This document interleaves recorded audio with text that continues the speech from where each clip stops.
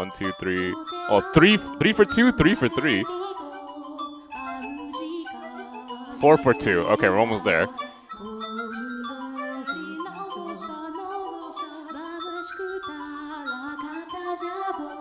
Alright, that's your 5th one then.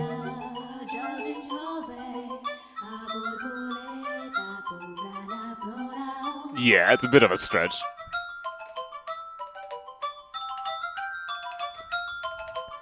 Alright, if you guys can help me out again by retweeting the stream, I'd really appreciate it.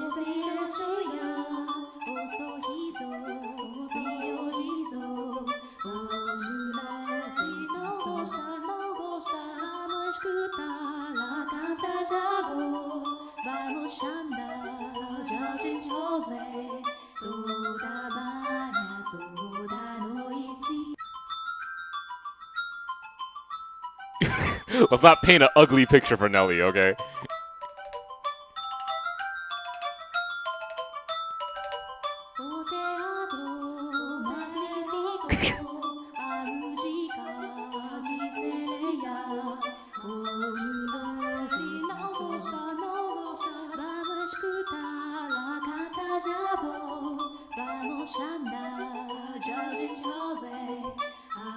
Yes, yeah. Me too.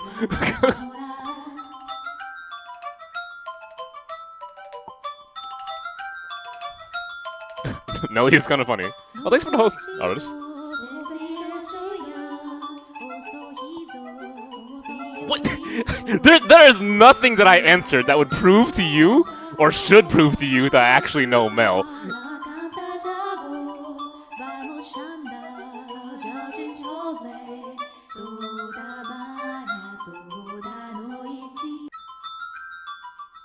Any friend of Mel must be... Okay, whatever, I'll take it. An amazing person, okay.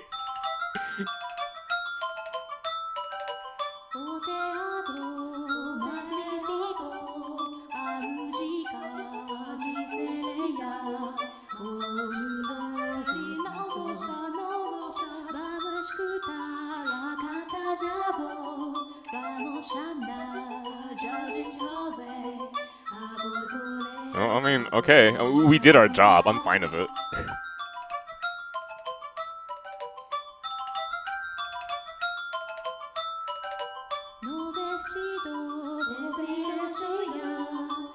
And how do I go? Yeah, exactly. That's my question too. Lots of talking. Okay, fine. Michelle's not a good talker though.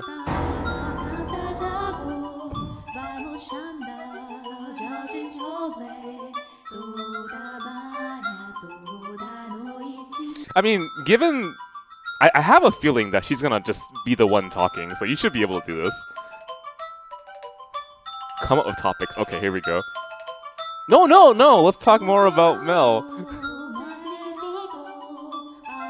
Sing?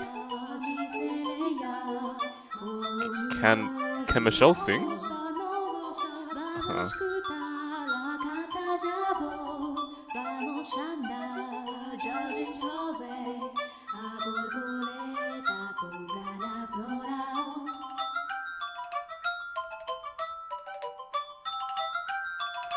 Going to assume Michelle's performance was amazing.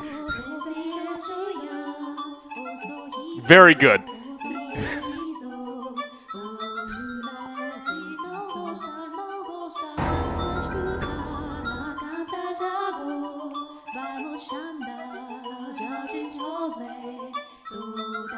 Okay, alright then. Bake something? I don't even know how to bake.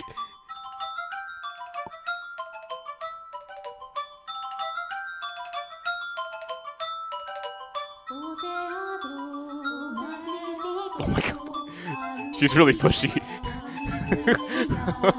We've got nothing that we need to know other than her trust.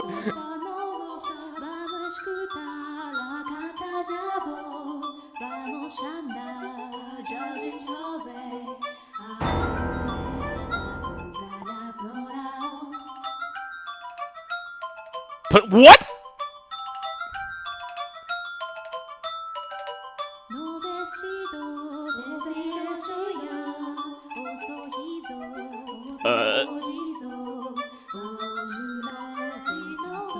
don't want to eat this.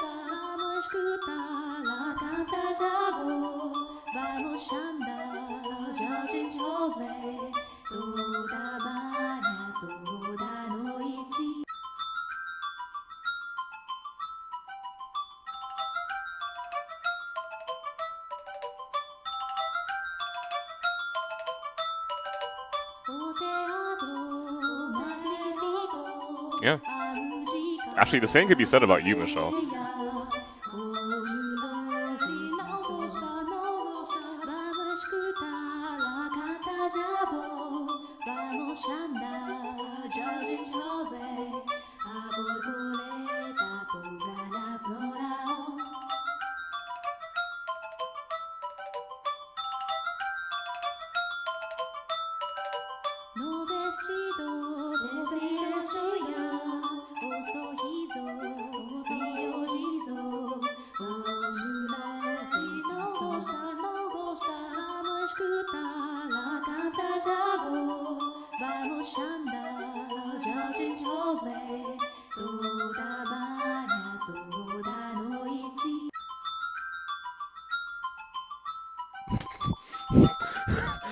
Okay.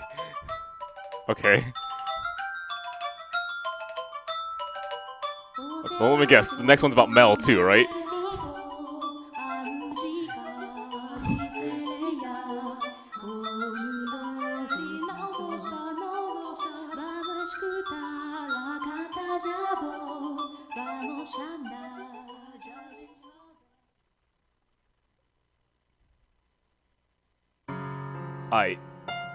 You know, here's the thing, right? I'm actually totally down speaking to someone for hours, because I like conversation. It's cool. But, based on how those cuts happened, I'm pretty sure, well, we're not really speaking much. Yeah, there we go.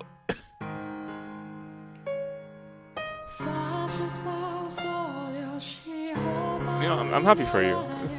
You seem like a sweet person. Not the same? Well, I mean, what's wrong?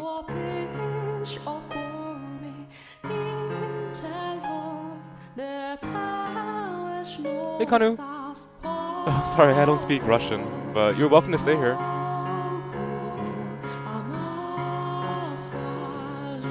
How do you say hello in Russian?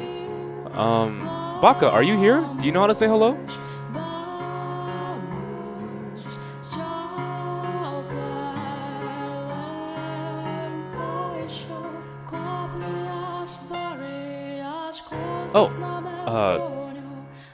Oh, there we go.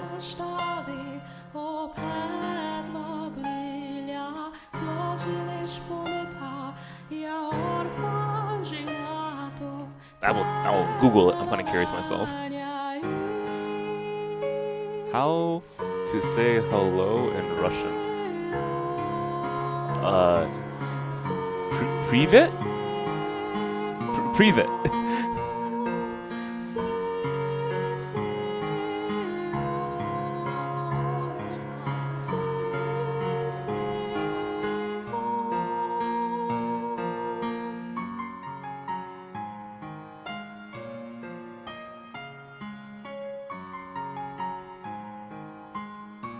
Have you read this story before, Kanukin?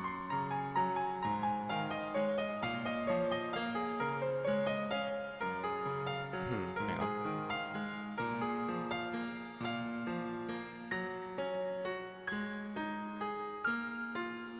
The way they were before?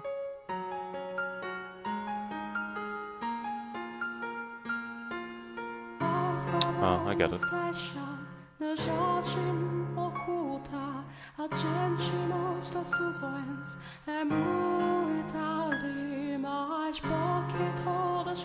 Old house with a bunch of servants. So, I mean, you're still nobles, but what about your folks? Okay.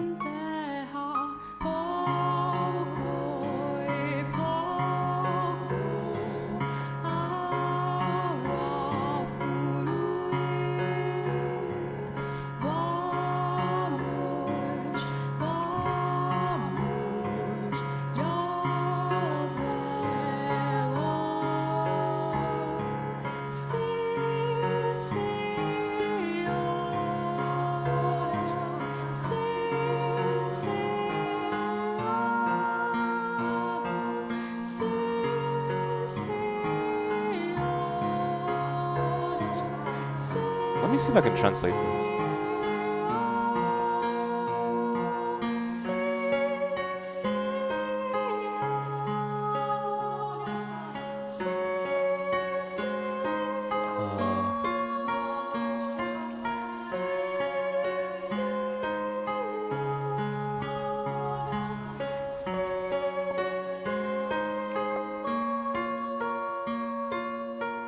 Yeah, I'm using a translator.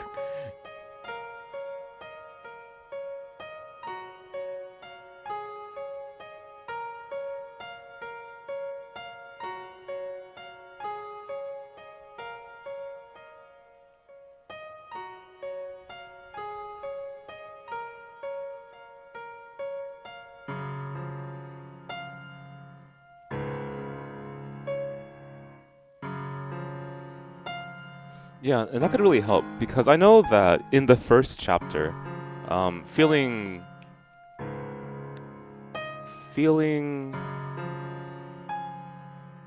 like you're constantly being.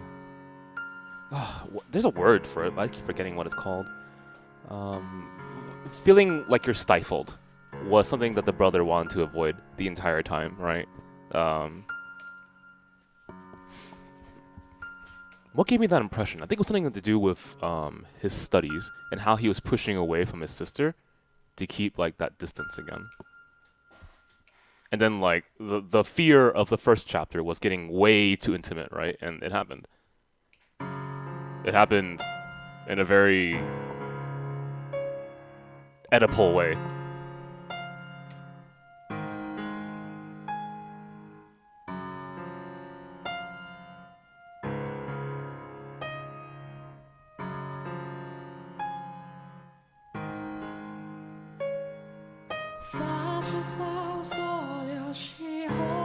It will take context. How do I help Nelly do this? Yeah, exactly.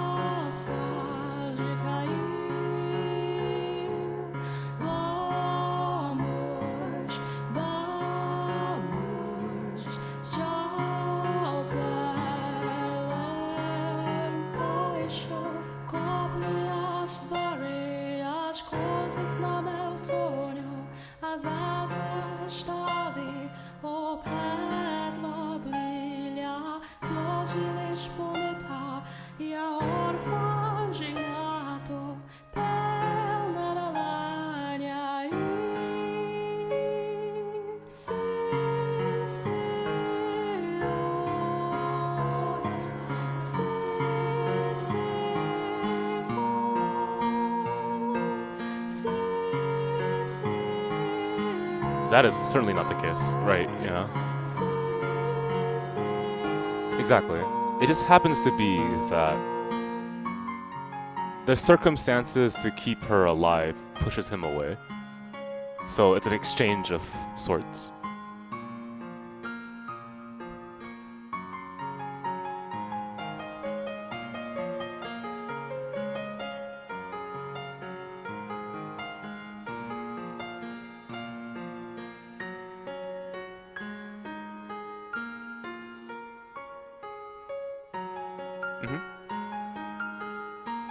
Okay, so we're being the voice that she needs to hear in order for her progression as a character not to reach its fated ending, I guess yeah, that's an appropriate way to put it.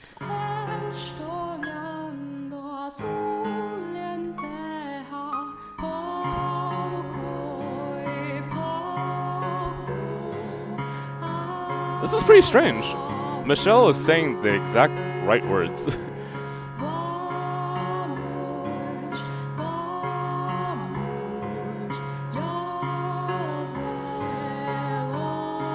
Well, I mean, it's because he knows, right? But still, it's not easy to say.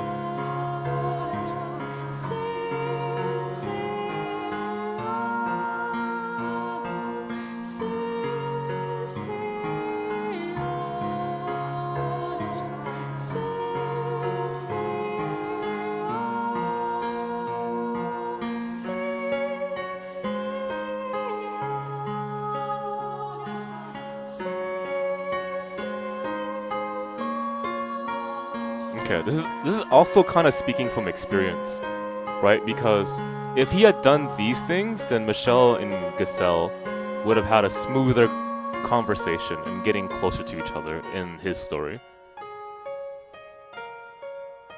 Right. And then instead of forcing an image of like the perfect brother onto Mel, right? Which would be fake, it's not him. You should open up to him and take time to figure out what works best for both of them.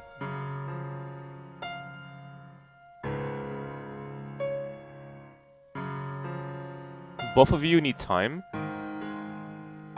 to solve your own problems. And by not doing so, you'll never be on the same understanding.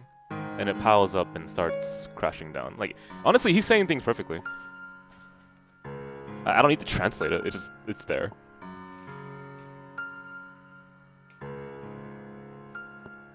Mm-hmm.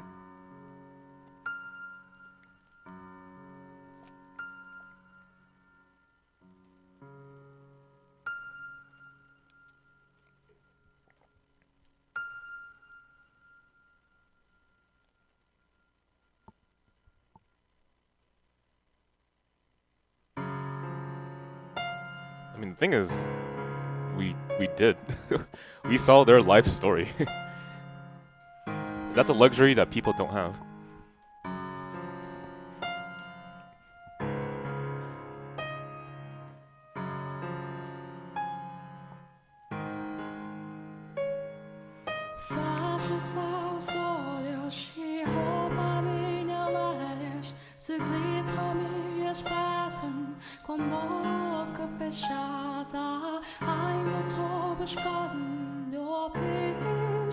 Yeah. I think that's the point, right? Because the confusion that we had early on reading the story, how characters, even though they're in separate doors and from different times, how their stories are so similar. And in this world, when we see them, they're not close at all. The three protagonists, they're pretty much on a shaky relationship, preserved only because they have a common goal, right? Which is to get the elixir from Morgana. And they don't... If it weren't for Morgana, they wouldn't be together at all. And if only they knew, right? Just like if only Giselle, if Michelle knew, if only Morgana knew, then things could be better. And so this is... I guess to say it this way, for Morgana, for Michelle and Giselle to get their good ending, they have to not be selfish, and they have to provide help to others as well. So by being, I mean, it's simple, by being unselfish, they get the salvation they need.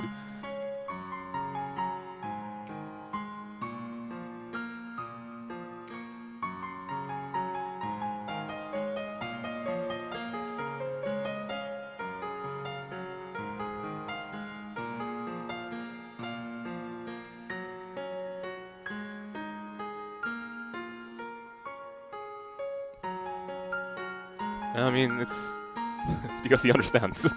Like, there are aspects of her story that really relate to him. And I'm glad they're having this conversation.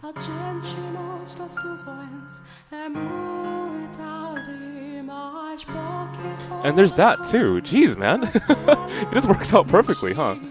Like, each character practically foils another one.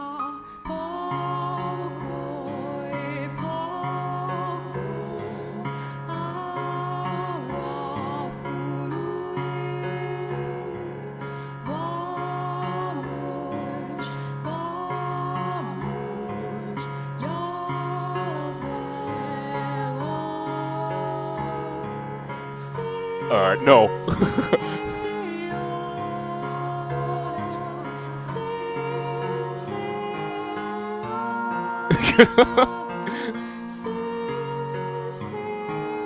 Most wonderful. Okay, what is it?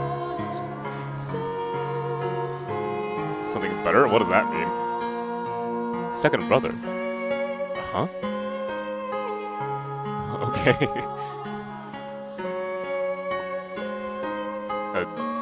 Yeah, I'm blinking too. How do you respond to that? Yeah.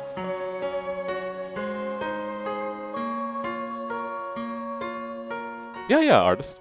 We have entire archive put into a collection. So if you ever want to start from the beginning, I hope you do. Right? All right. Get some good rest.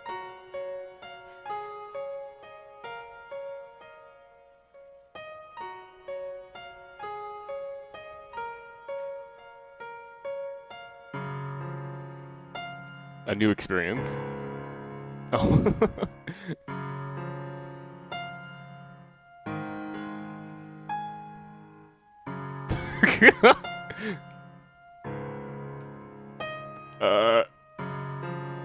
Yeah, I feel awkward saying this too.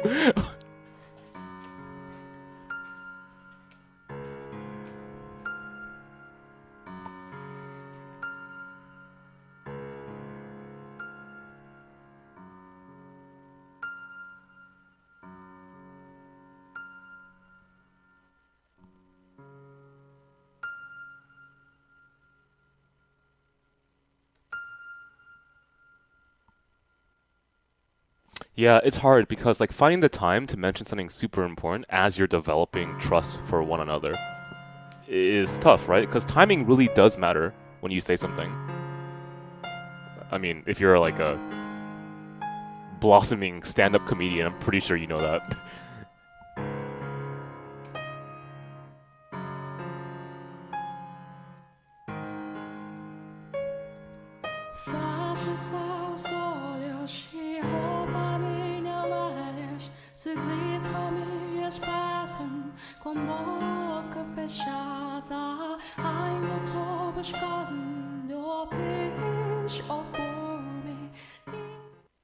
Wait, you already know?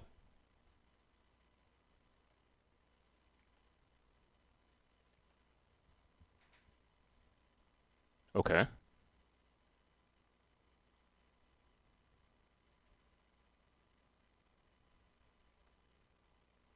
Her voice cleared your mind.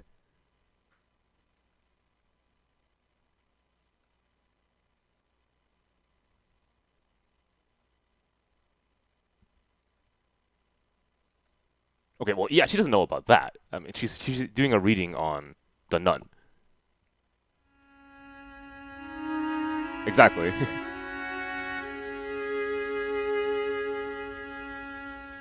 Oh shit, the timing's gonna be really weird.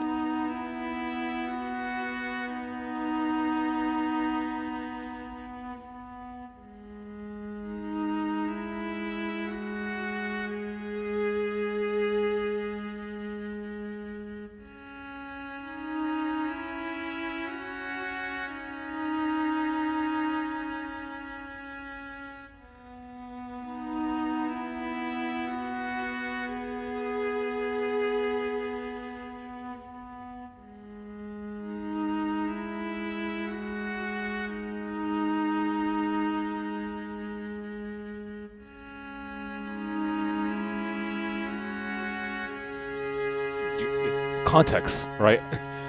Rushing way too much. And it's fine to be thankful to the nun because she's really helpful, right? And it's perfectly fine. And she also takes care of her, and she also takes care of the poor and helps others. Like there's nothing wrong with that, right?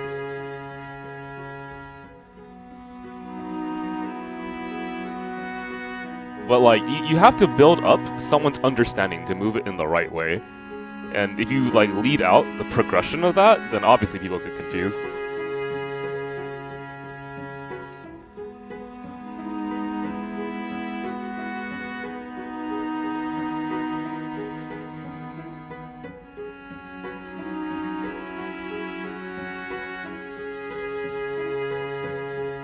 I want to double check this. He's weaving this story in a way that I need to double check.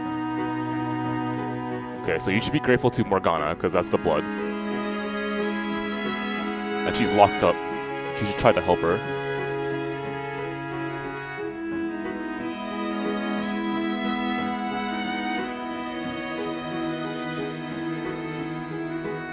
Did you get a good look at the saintess who gave you her blood?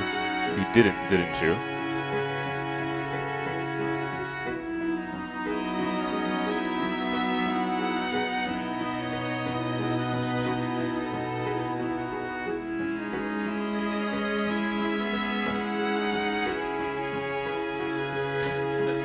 I want to double check something really fast. In Morgana's story, did she actually meet with Nelly? Because I don't remember that. Okay. So this progression does work.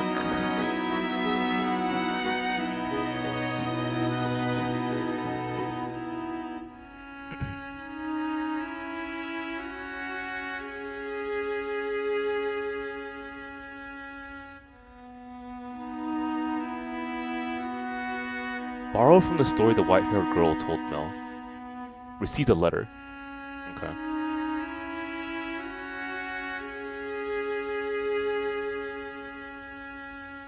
Fair. Okay.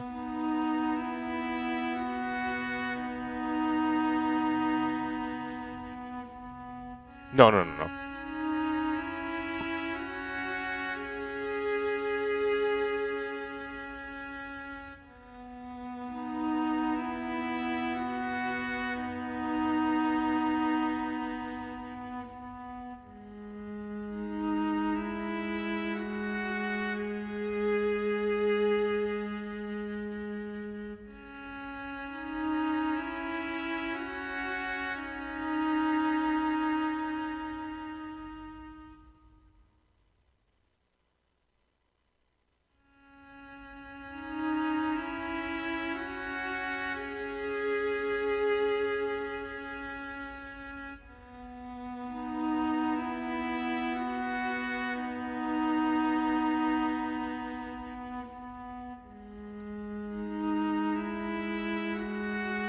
You have to convince her that the reason why he's doing something so uncharacteristic of him is because he loves you so much. Do you...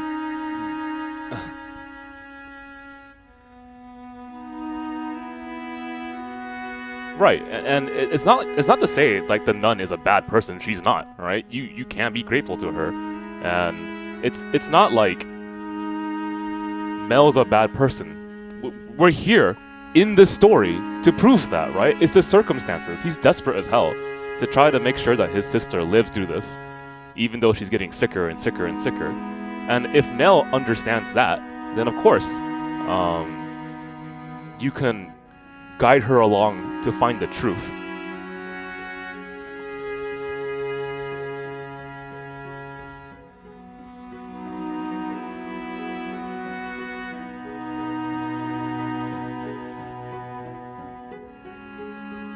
Okay, well there we go, alright.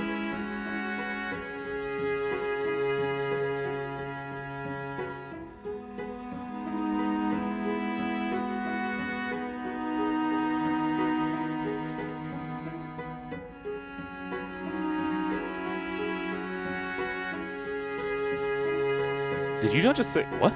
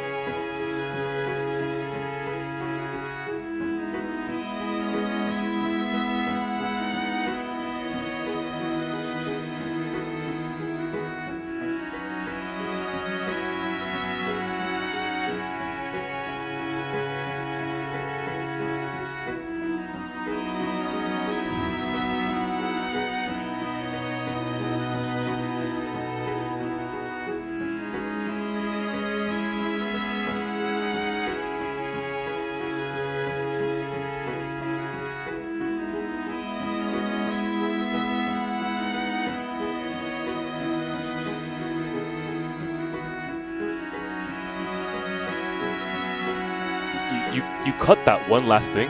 Oh, interesting. Okay.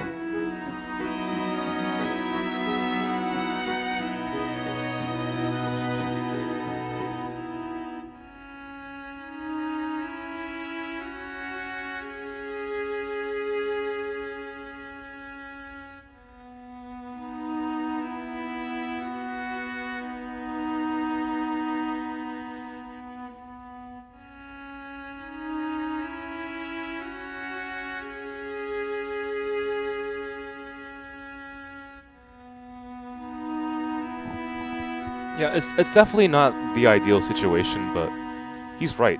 There's so little time.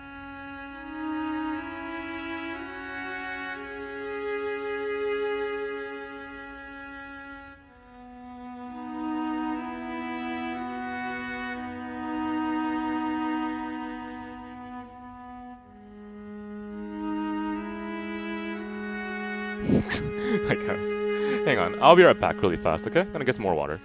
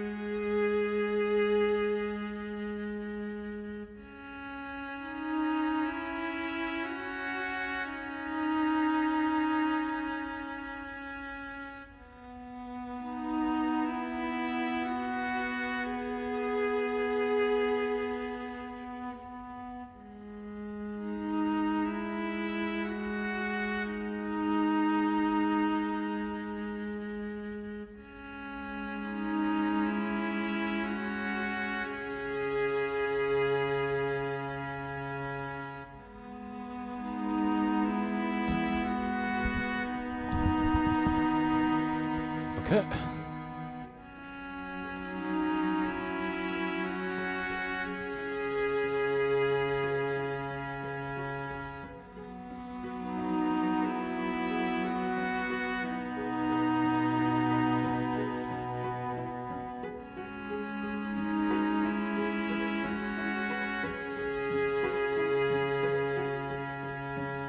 I agree. That's way too big of a risk.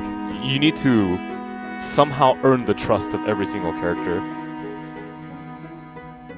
And apparently I don't need to say anything.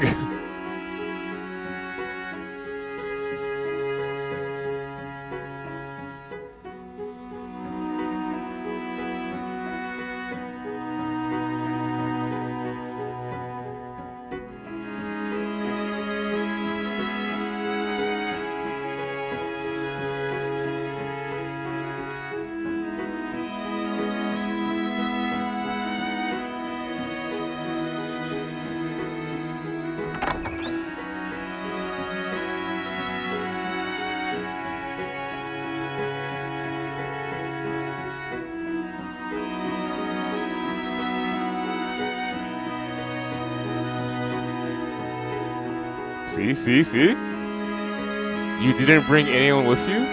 Who do you think I would bring? We're from the future!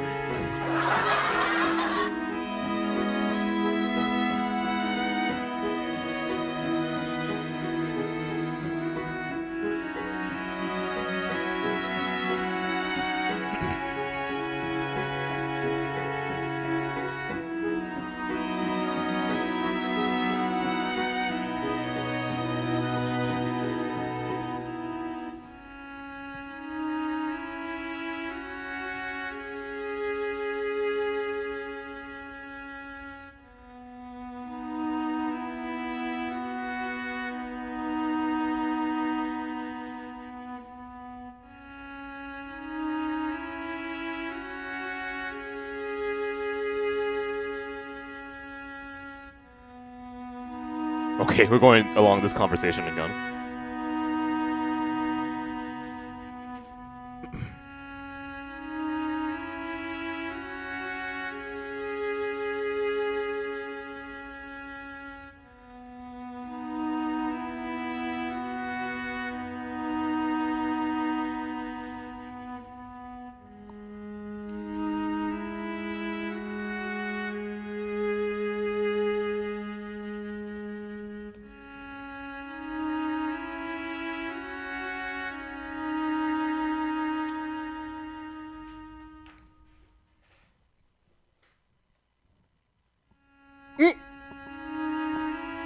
Sorry, I held down the enter key.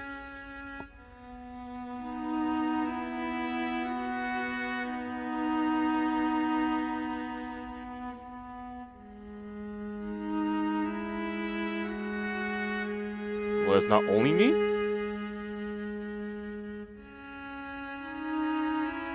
Oh. He's the one that said that.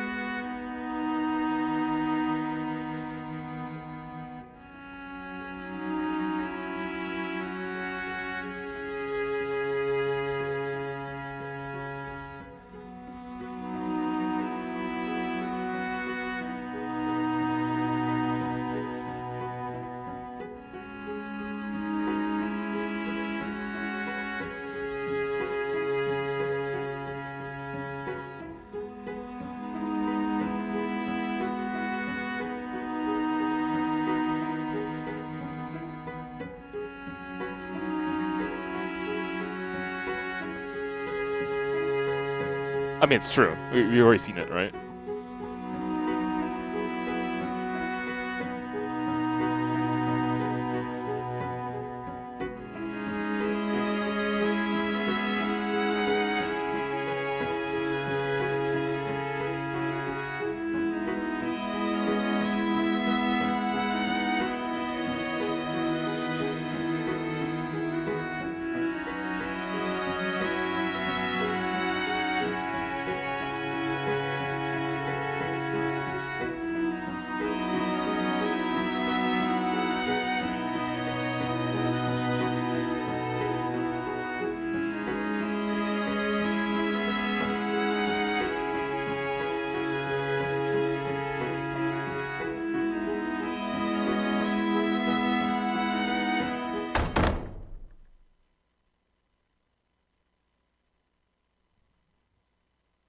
Did you set that up?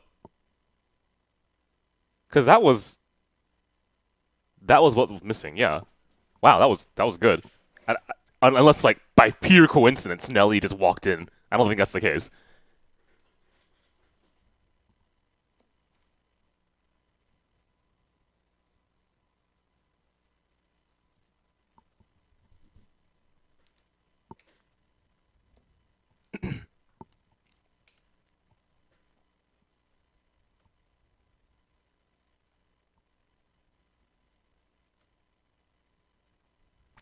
And that's why they hid that small bit of conversation, right? That, you know, before the scene with Nelly and Michelle ended, there was that spot of conversation that didn't get shown to the viewer.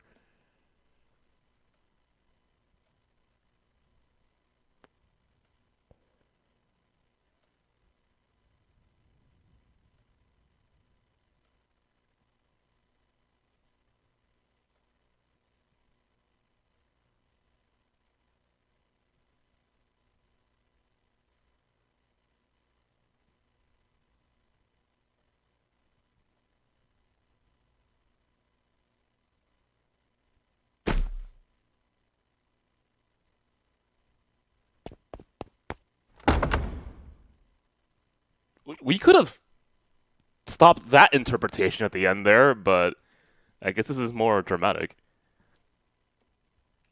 Yes, go after her. Fuck! Damn it! Fuck! Bullshit! Everyone's saying 2. Hang on, give me a second. Let me just make sure, because, you know, time moves at its own pace in my world.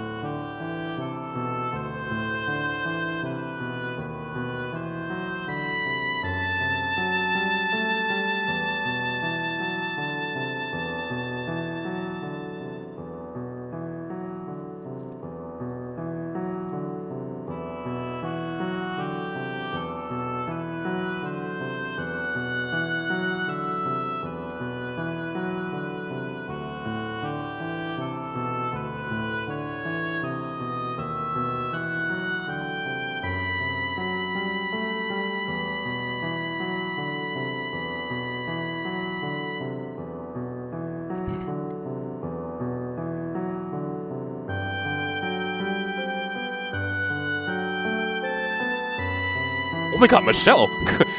You developed so much in a few, like, what, hours?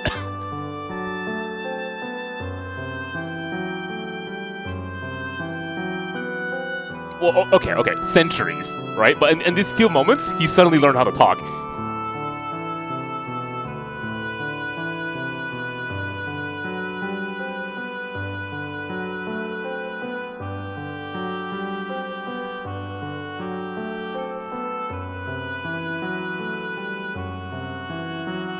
Yeah, literally in spirit.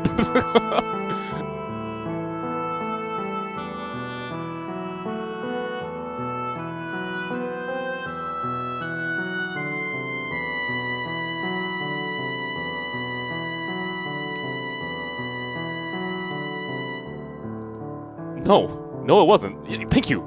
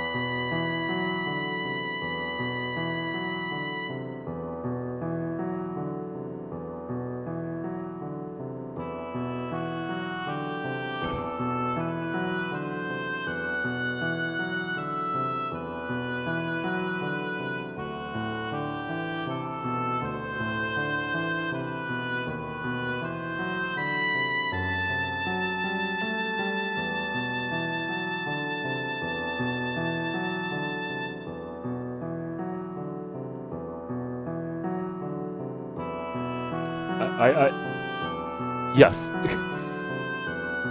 We have to give her some courage here. And also, it's not just for, like, her benefit, it also aligns with ours. I mean, that's kind of obvious here. So, her getting her relationship fixed is something that we genuinely want.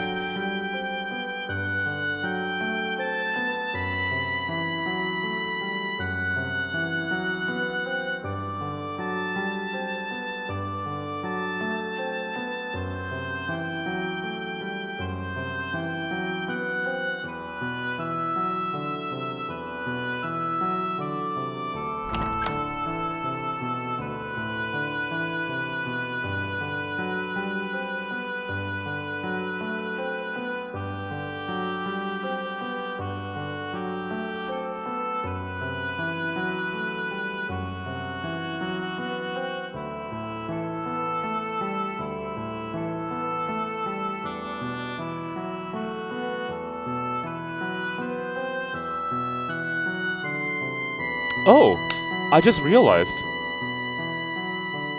I'll talk about that. I'll talk about what I just thought after this scene.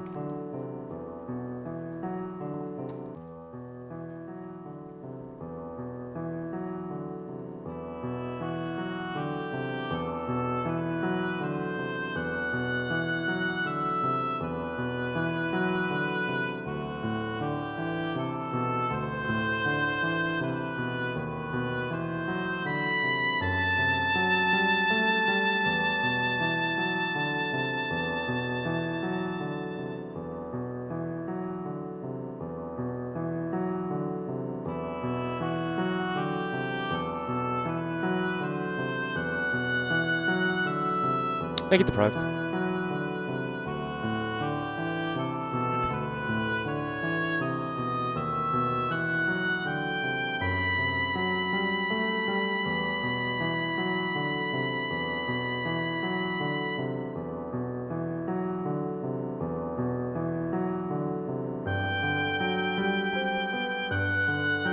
I didn't even say that. Thank you, Noe.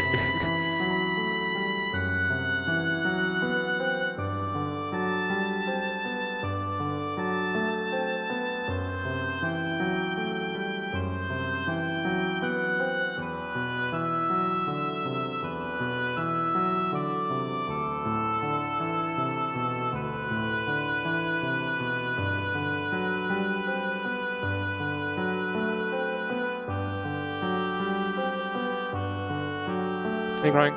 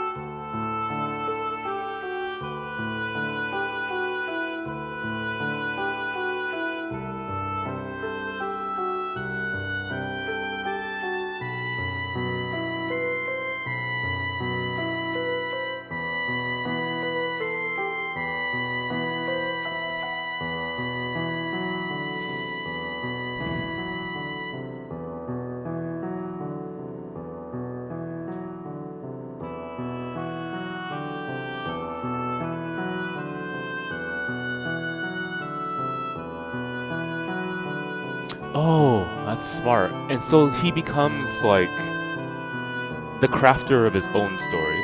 Instead of having a narrator tell us his story, he can finally incorporate his own like emotions, right?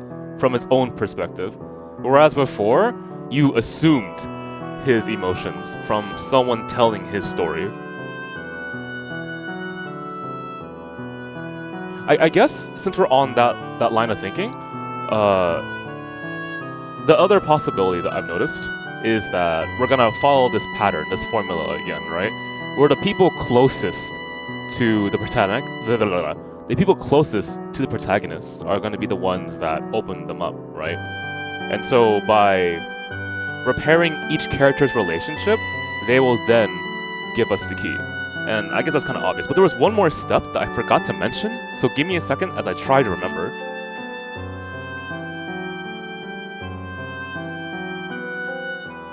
Oh, so that's it. Okay, well, there was one more thing that I forgot to say.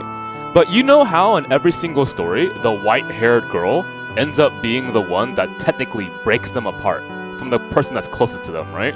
So for Mel and Nellie, obviously the white-haired girl came in between them, and that was an opportunity to push his sister away. And so Mel was like, "Hey, let me get to know about this white-haired girl. And you know what? I actually kind of like her. Let me get into a relationship with her." And this conveniently works to push away my sister, right? Who I know in the back of my mind is getting a little bit too attached to me. And so we have that, right? Second story, kind of obvious. Second character already had a wife. He loses his memory, supposedly. And well, he did, right? From the crash of the boat. White-haired girl enters the picture. That's his new anchor. Third story, white-haired girl is his actual wife. I guess that doesn't work there, does it? Does he actually have a wife? Anyway, the point is, the interpretation of the white-haired girl being Morgana that separates people from being close with their loved ones works in this sequence of stories. Just like how it worked with the white-haired girl being Giselle, the maid, in the first 4 sequence of stories. And then you have like what, the first 6 is my guess? The white-haired girl is Michelle, right? And so like without the full context, it works in those sequences I just told you. There was one more thing I was going to mention, but I forgot what it was. It has something to do with the relationships between each character, the one closest to them, right? And how that funnels into something. But because I can't remember, we'll move forward.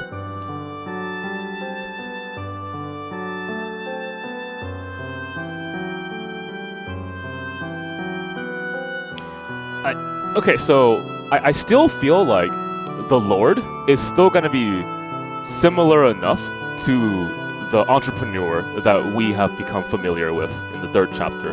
We just need like extra small details to fit the picture and see what the differences are.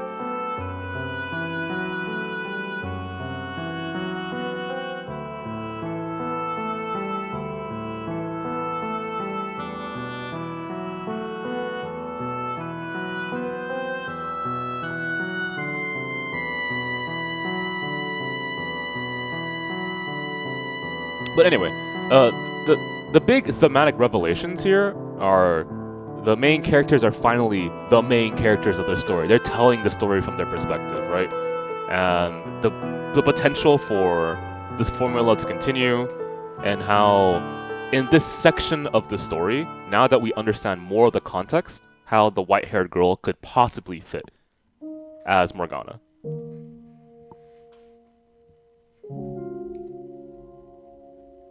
Also, an interesting choice for a visual overlay. It's actually really plain.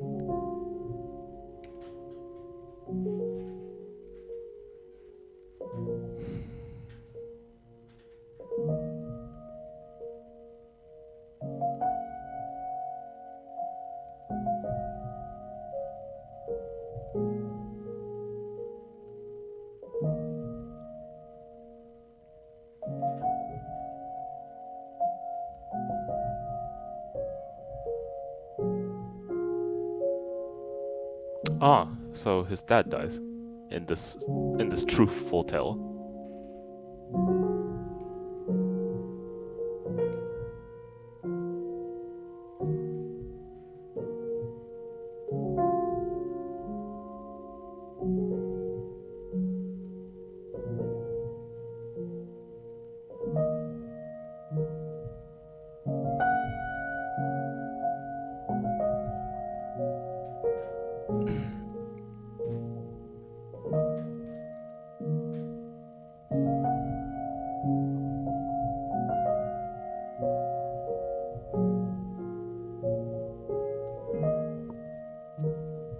Oh wow. Okay, so this is why they had to go here. So a distinct cut from their childhood. And he's not even a child anymore. He's practically an adult, at least old enough to inherit and become the head of a house at this time.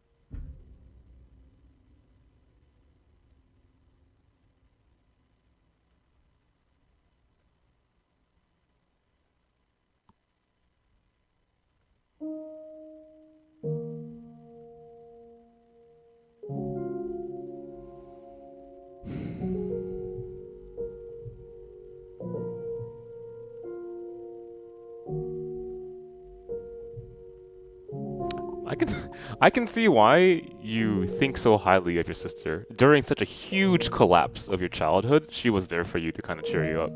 And that's why she's the sun.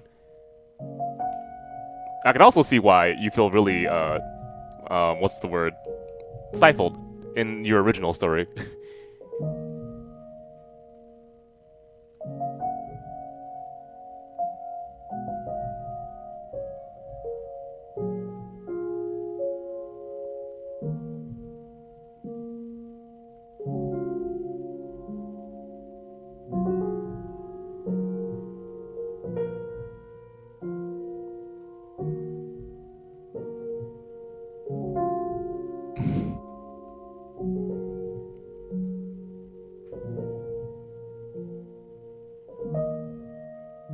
Oh, that's interesting. I didn't think of that. So, within Morgana's true story, we also get the true story of every single character. And so, I need to understand why it's framed that way, other than it's necessary. But I'll think about it later. So this should be the story of Morgana, right? But to save Morgana, we have to know the true story of every other character. And so it neatly fits in the resolution section of, I don't know, the final chapter.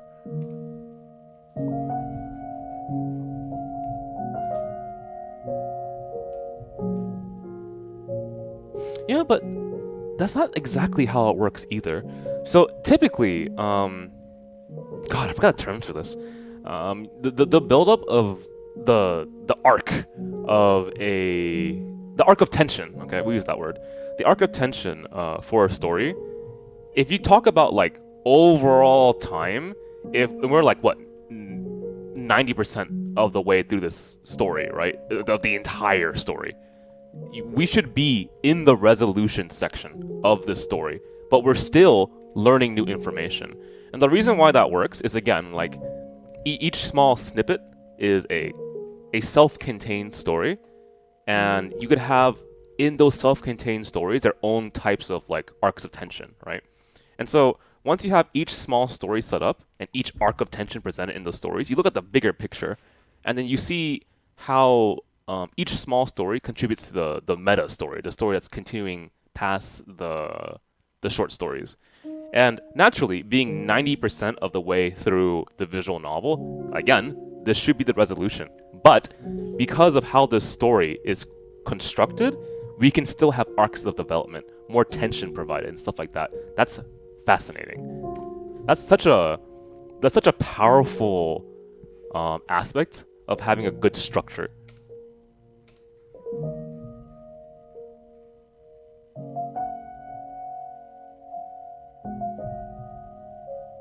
Yeah, you're right, Manu. That's smart. Because again, you know, it's no narrator from their perspective. And this is also how the writer of Fata Morgana makes this section unique, makes this also still interesting.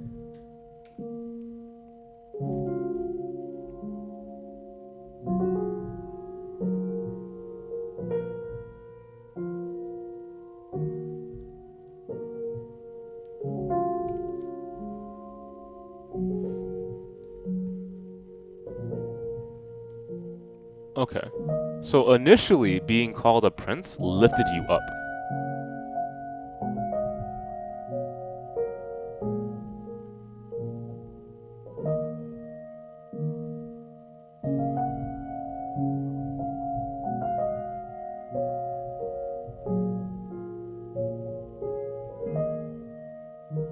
Yeah, yeah.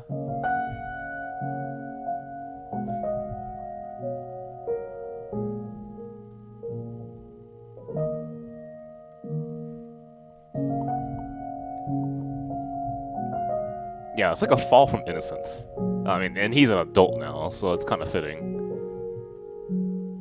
I guess he would call that like delayed adolescence, but I mean, I don't want to get too deep into that.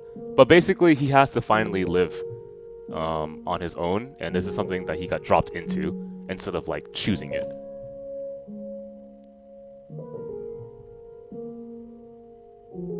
Oh, so he gives a lie? Well, it's partly true, but partly a lie.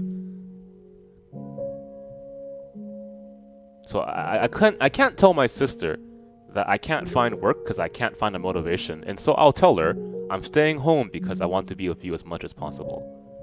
Yep.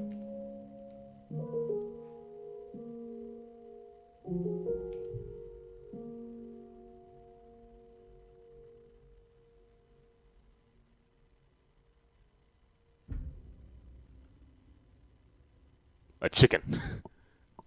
How? Did you catch it? Did you buy it? Don't eat the chicken if it's the only chicken you got. Chickens are very expensive, apparently, back in this time. And then, like, cows were... God, how much was a cow worth if you're talking about, like, how much it provided for a family in the medieval period? I think... God, how much do cows cost nowadays? But the point is, like, it fucking gives you everything, right?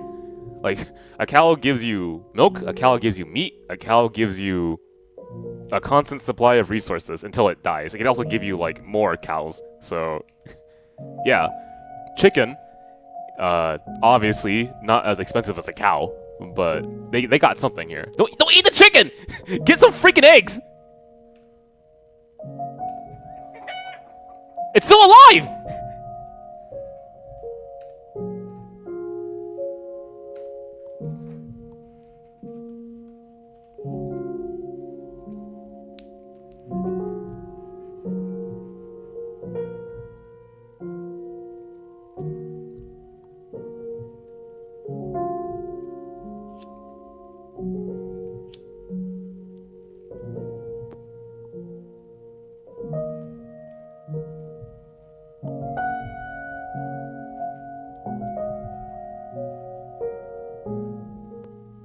And then, God, I don't even know how you prepare a chicken from a live chicken. What do? So you chop off its head. You also, I think you defeather it first, and then you chop off its head, and then you have to drain the blood, and then you gotta cut off the parts. I'm guessing, and then what? Put spice on it, and then cook it.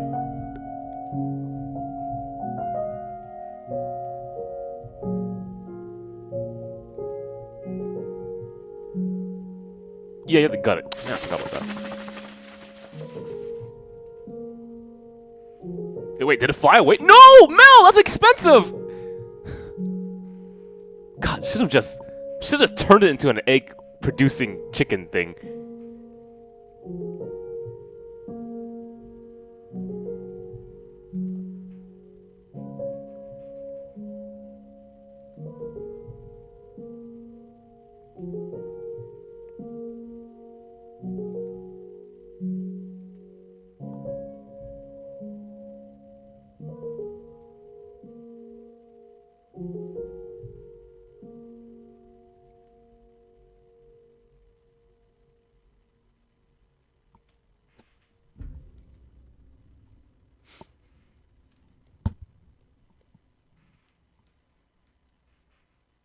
Oh shit, that's kind of cool. And so we're the audience once again. The story is getting kind of meta, but not meta like Deadpool saying hi audience, not like that, but like within the story itself, it's framed that way.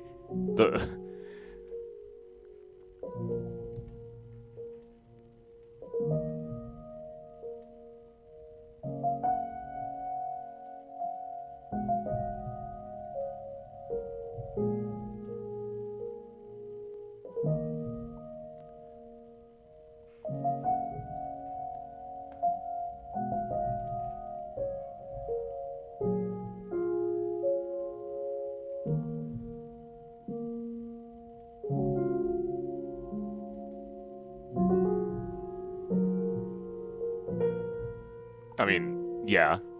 Although in royalty, siblings do marry, so I mean, you could make that story. Okay, that's a bit suffocating.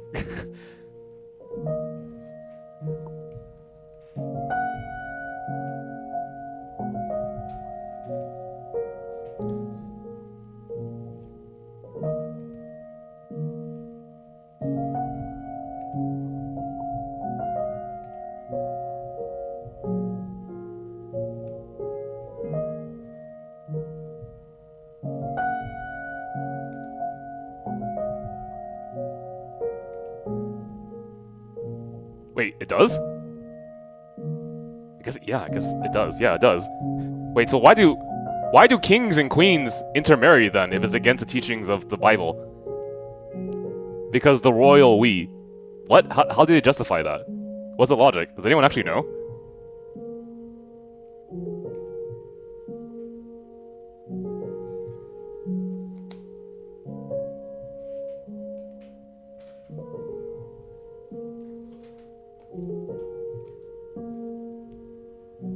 I mean, okay, I guess. I'll double check this here.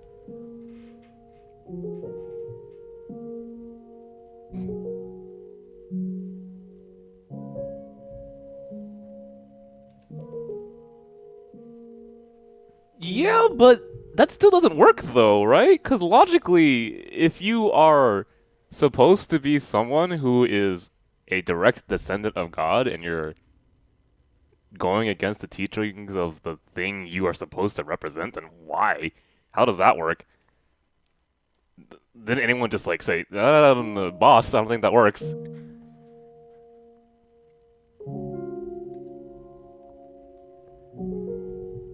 I should probably ask my history teacher one day.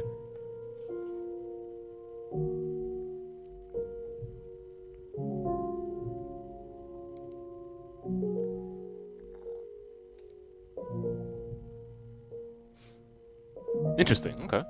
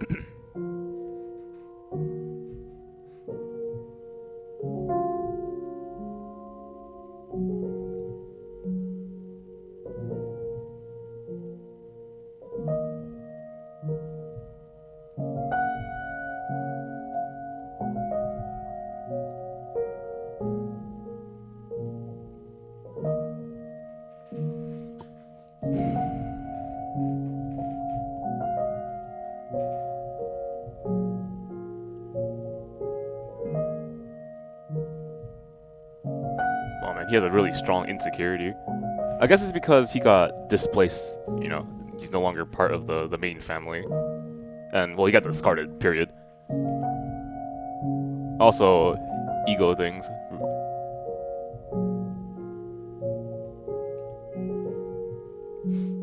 Yeah, so a part of him really feels that he's worthless, and it gets reinforced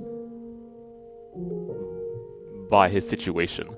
But luckily his sister exists to, you know. He tried everything. Okay.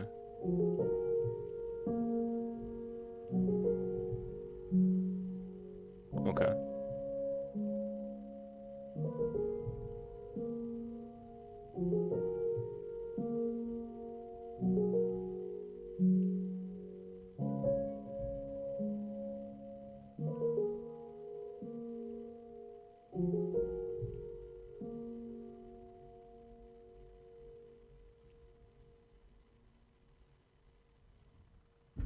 Okay, and here we are.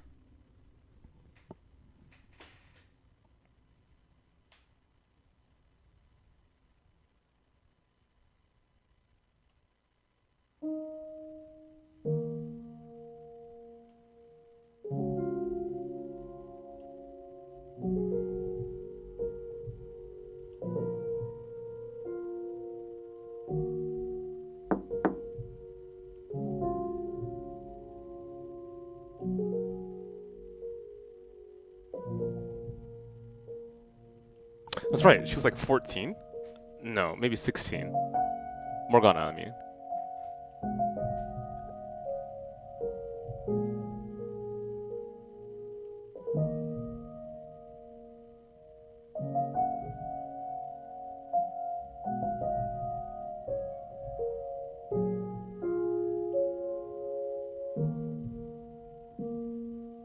So she's the same age as Nell, I think. Nelly, sorry.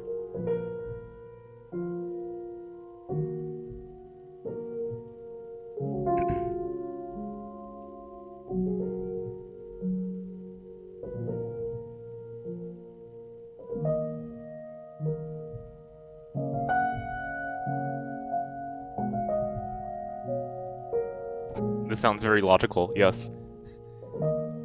And also, she's not recommending, like, bleeding her with leeches. Good. Okay.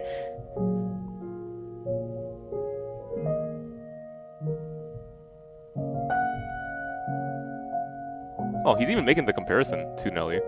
Hmm.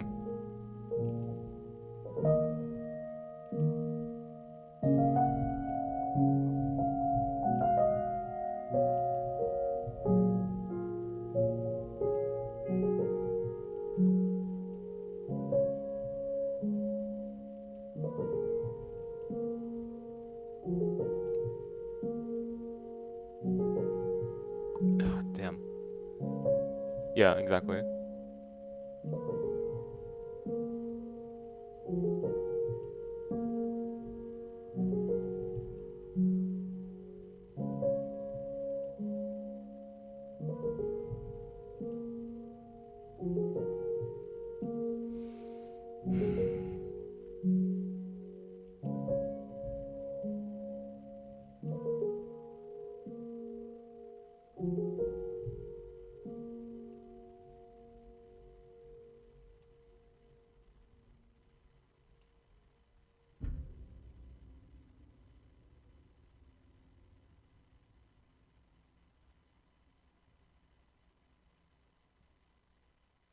Okay.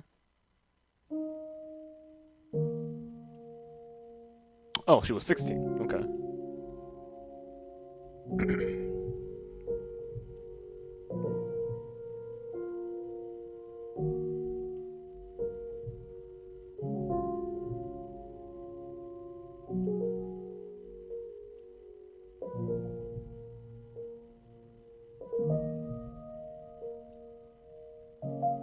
Well, look at that.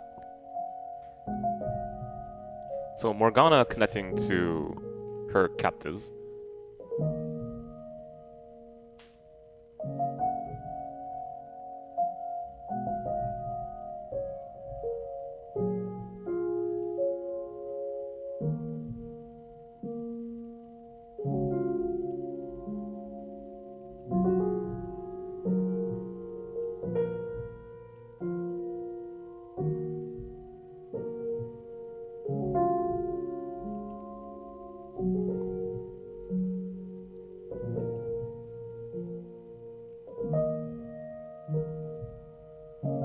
there we go, yeah.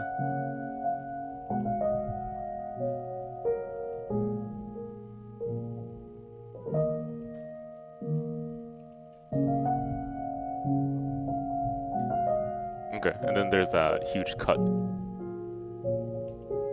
Cut of connection.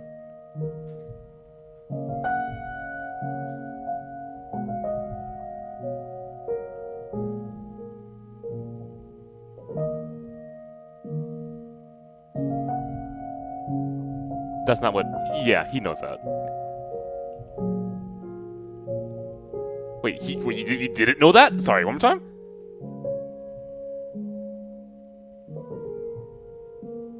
Okay, you know as an affirmation. That's an utterance. Yeah, okay, he didn't actually know. That means he was just as sequestered as his sister.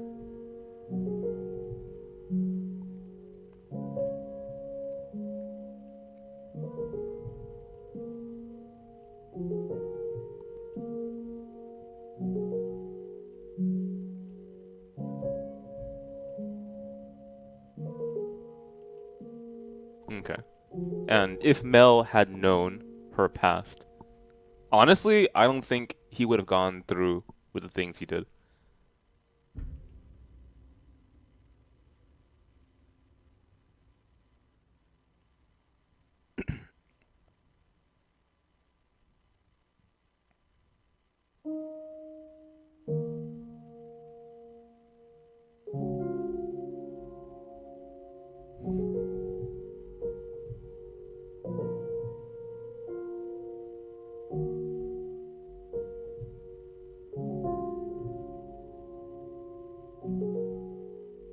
Oh, jeez. Yeah, I'm gonna say the same damn thing. This conversation is going nowhere. I mean, you can't force someone to talk and have a conversation with you. That's a thing, right?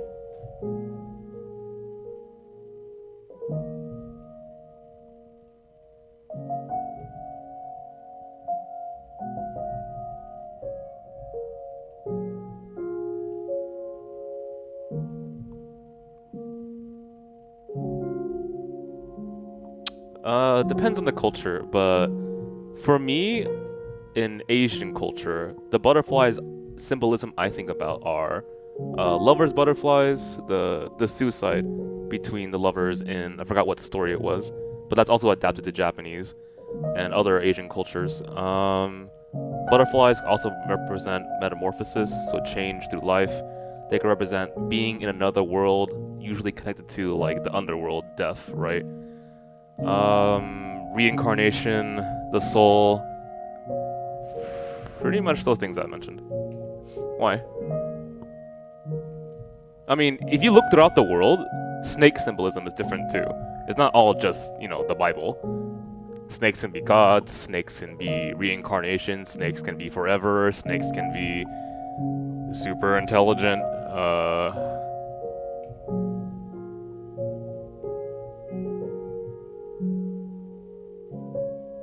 Hang on, I missed a line.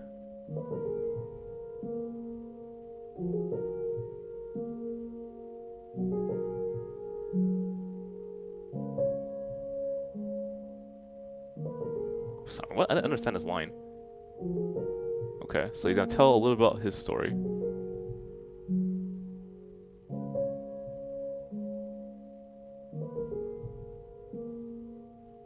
Okay. But yeah. Usually when it comes to, well, there's also one more butterfly thing that I recall.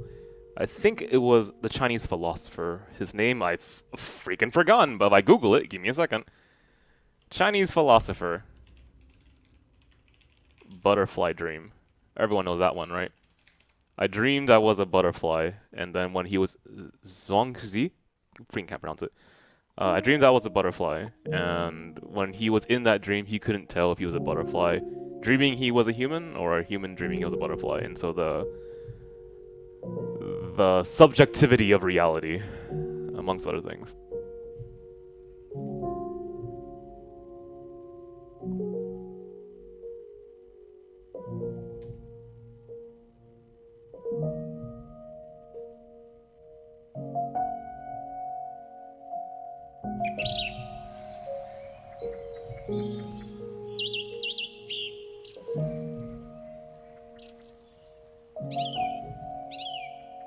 Actually, out of curiosity, in Western culture, other than metamorphosis or like transformation imagery, what can you think of anything in Western culture that the butterfly is meant to represent? Out of curiosity, does Morgana normally have butterfly imagery with her? There's a dream imagery. Morgana butterfly.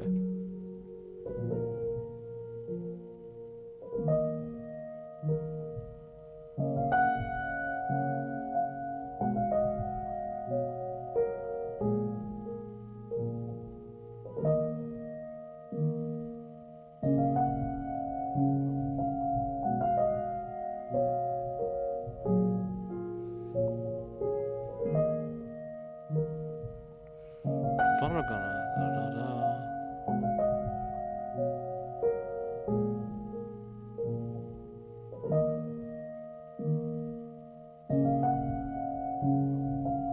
Right, exactly. That was one of her forms. Also, butterflies are common in Umineko too, from what I recall.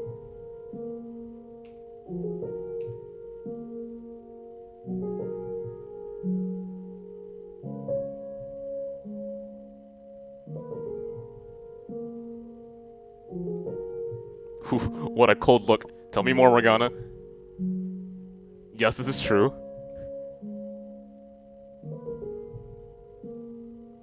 Also calling it man, so you still have that kind of distinct segmentation between you and others, but you know, you and also humanity.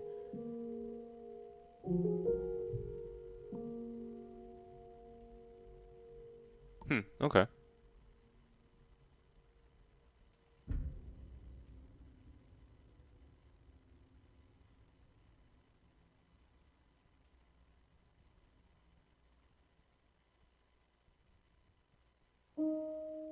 Oh yeah, there's that too, yeah.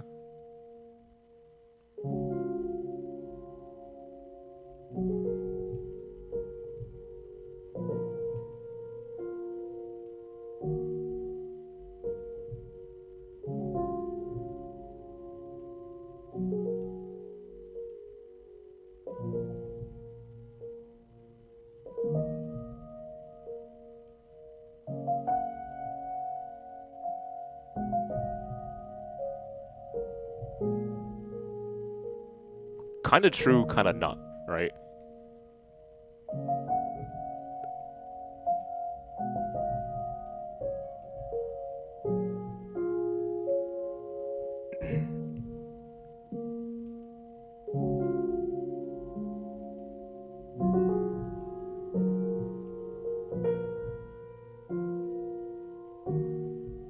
Eek.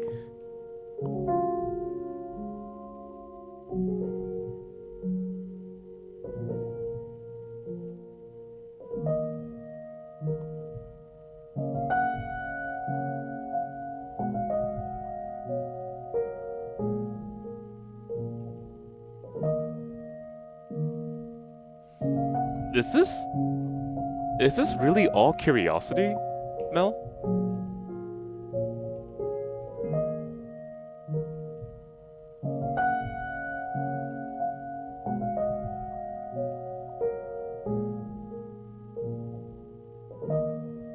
Kind of reminds me of how he approached the white-haired girl in the first story, and this is how you make that parallel too. Yeah, exactly.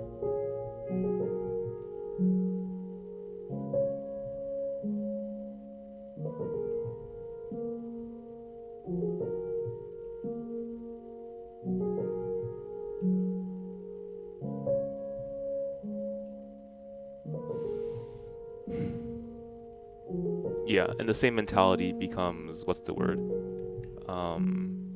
Reflected in his true story.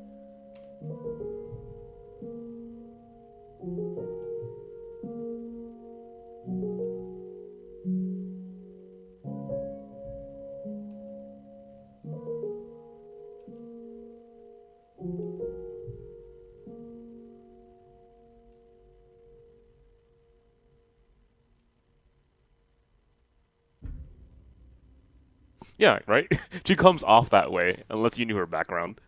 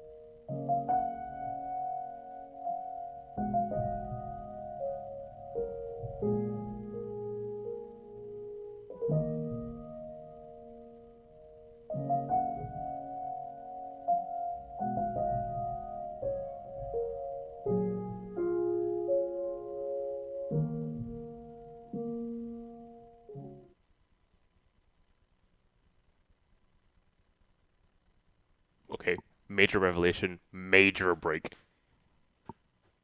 I'm saying that if this were like a TV show, that's a very fitting cut. Well, that'll be a fade out, actually. Or a fade in, fade out. Man, I keep forgetting.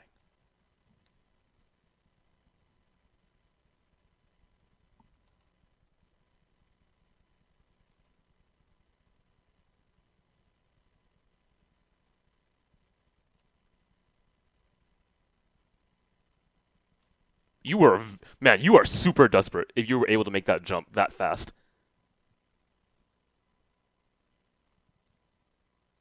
Wait, why didn't you believe me, you punk? No, seriously. When I walked up to you and said, I am God, you weren't like, oh shit, I've seen this before. You are. You were like, What a douche. buddy? Why? Because she's cute, right? Damn, man. This guy's double standards.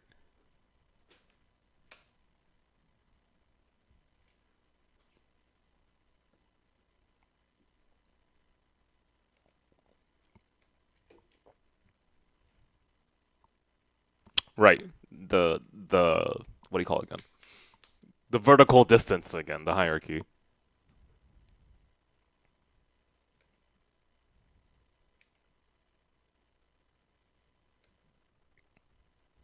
Okay, so he hasn't had much sleep. He's super desperate. And so wow, this music is just creepy. Okay. Mio, are you crazy? Bullshit!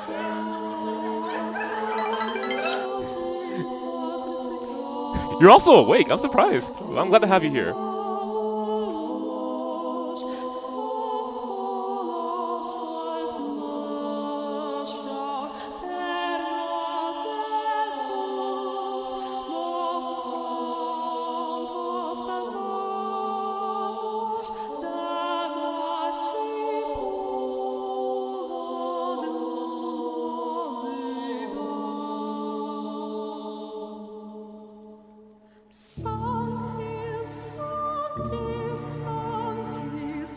What does Santis mean? Santis. Because the singer says it like 3 times.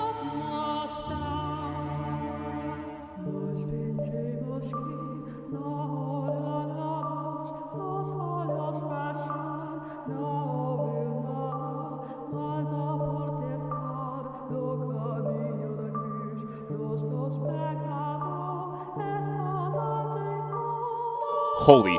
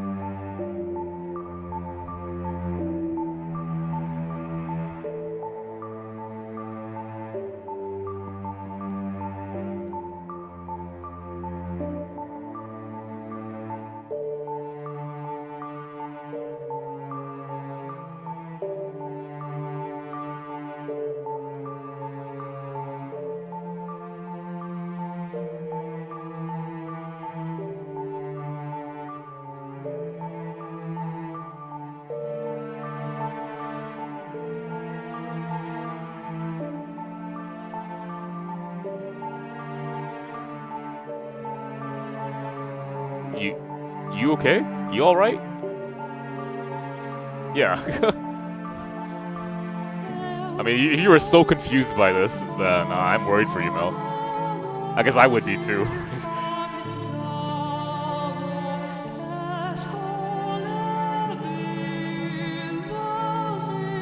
No, no, no.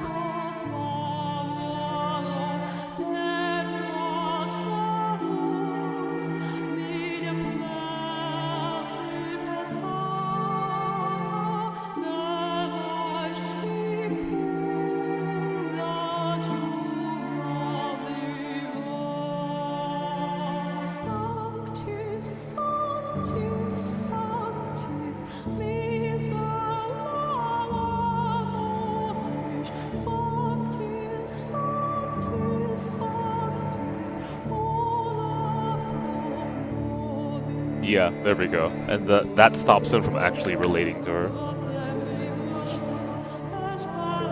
Oh! He's afraid! Okay, sorry I didn't get that, man.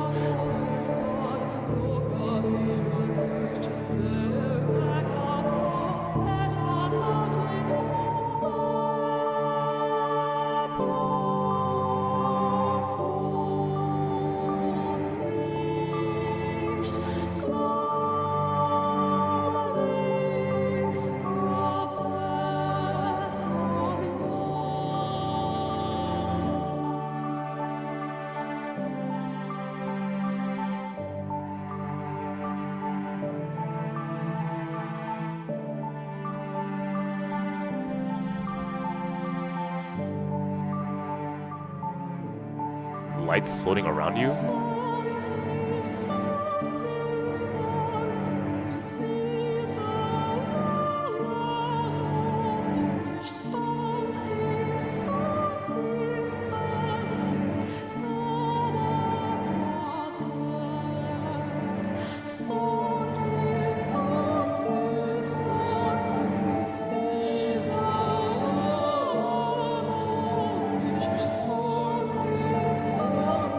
Okay.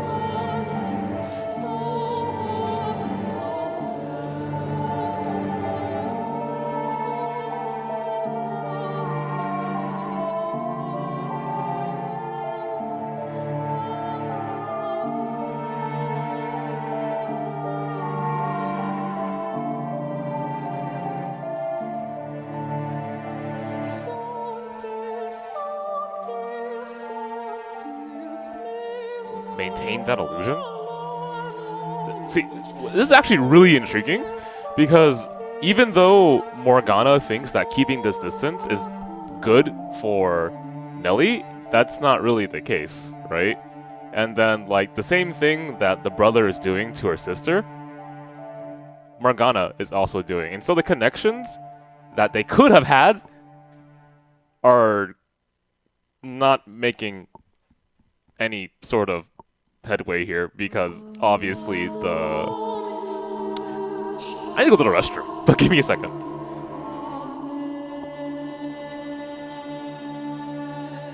But the consistent idea of distance vertically, right, is reinforced here. And I didn't realize that, at least I don't think so, in the first chapter. So seeing it here again makes a lot of sense.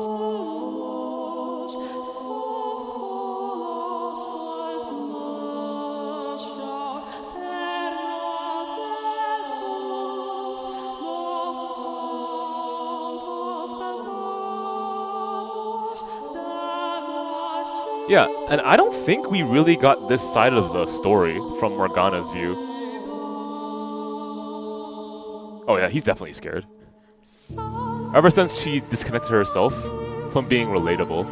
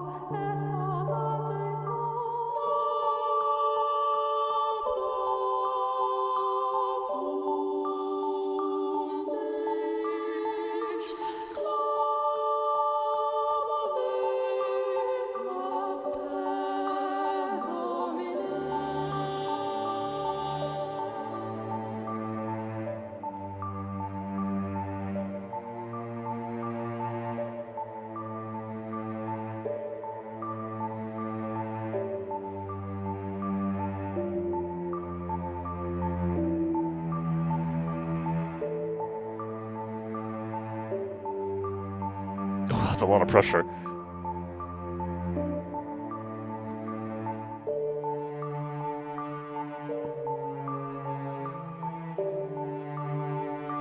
Oh, I remember this line. Yeah, right? That's my response too.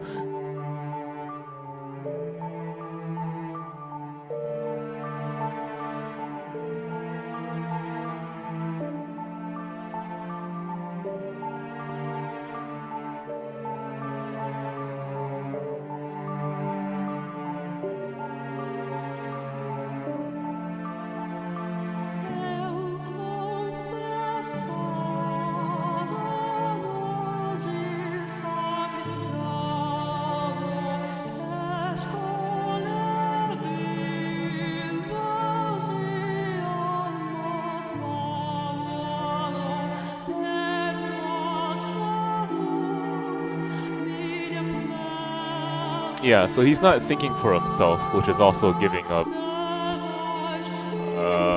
lot of his freedom.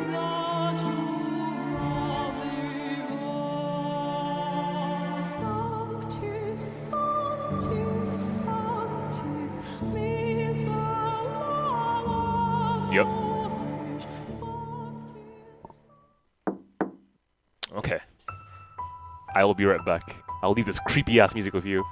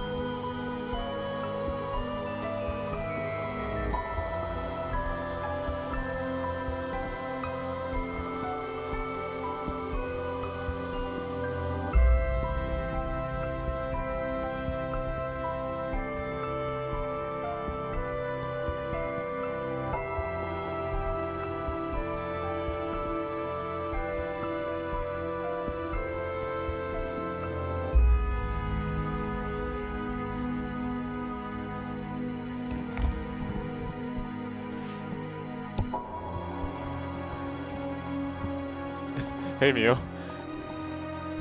Wait, why are you crying?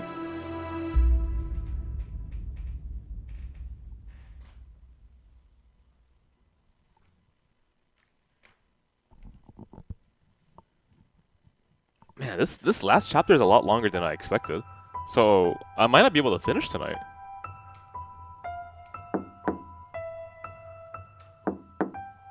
Well, she's remembering fiction, then it ain't real.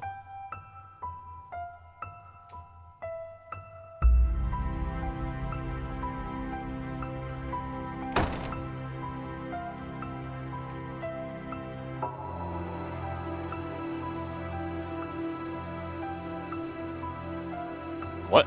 So Yuz came out of... Interesting. And then you have that kind of parallel again with how Mel kind of looks like the boy in the village.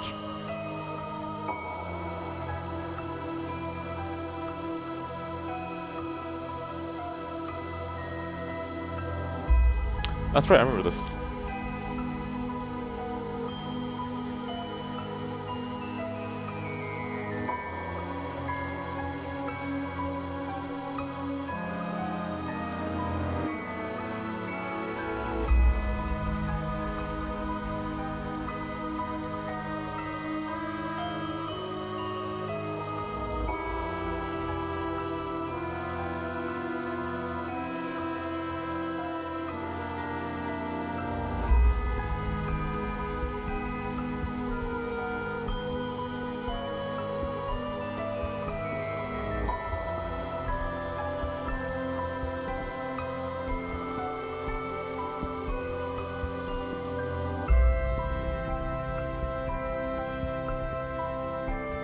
I see.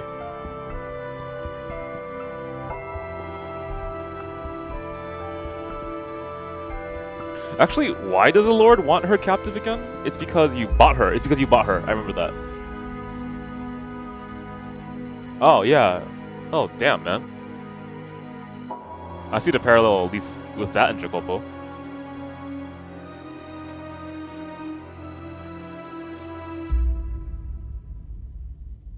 Yeah, I think I might have to stream this again. Maybe on Tuesday. Most likely on Tuesday.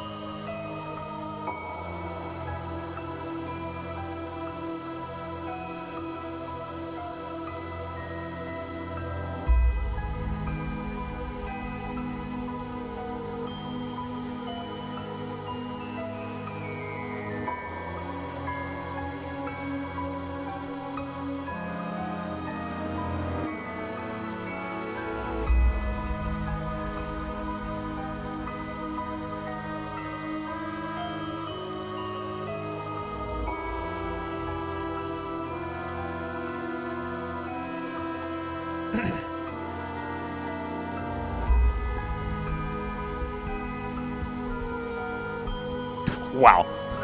This guy does not give a shit.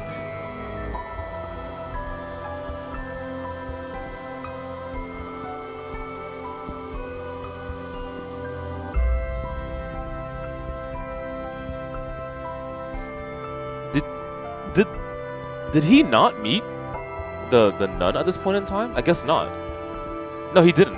Which is why he doesn't have like. I mean, even then, he doesn't really have a clear sense of empathy. But shit, man, what the fuck?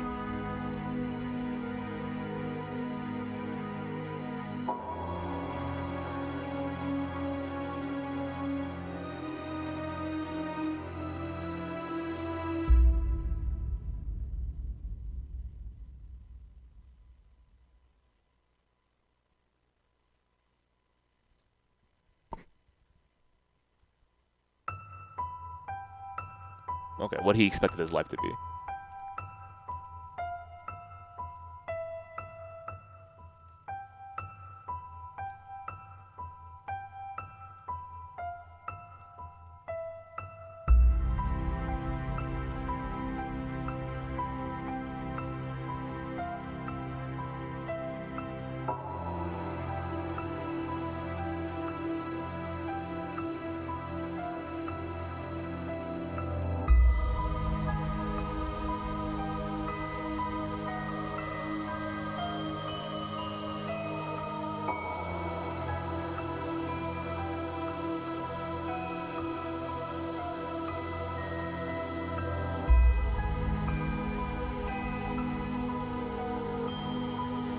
Okay, so he's fully aware of his actions here.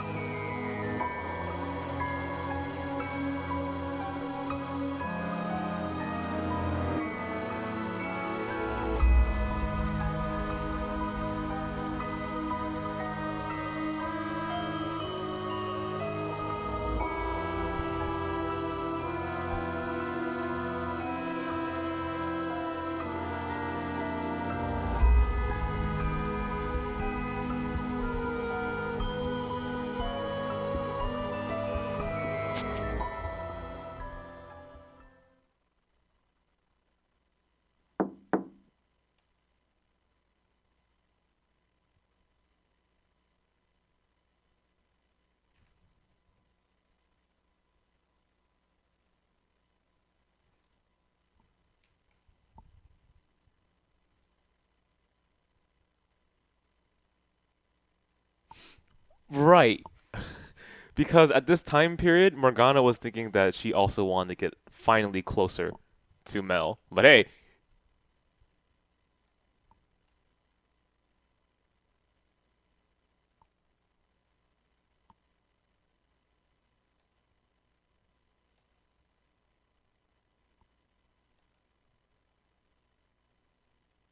Right, but he just didn't know her thoughts.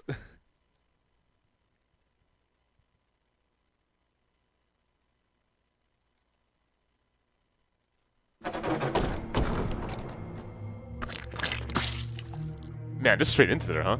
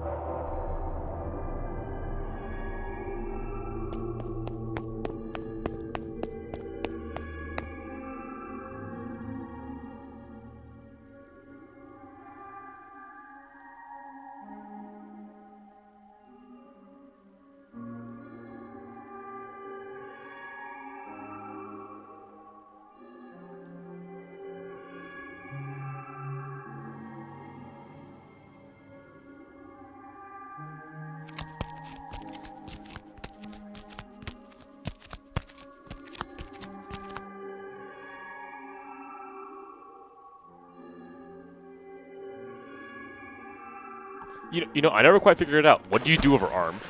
Oh.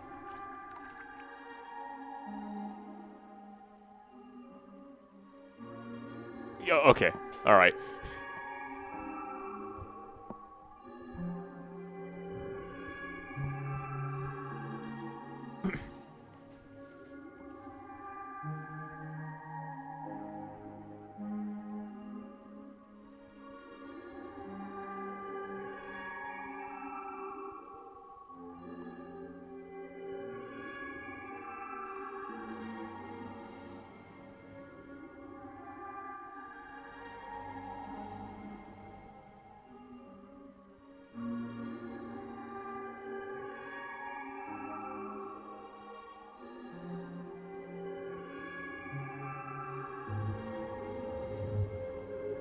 Okay, so by denying reality, he also pushes himself further into the thing he just further away from the thing he wants. Yeah, pretty simple.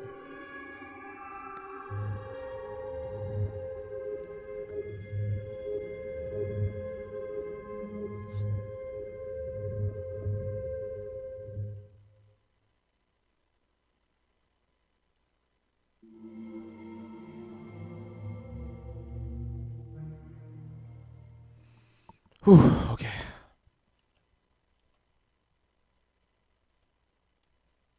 Wouldn't you have blood on you? Would Nelly not notice that? Oh, she's definitely gonna notice that.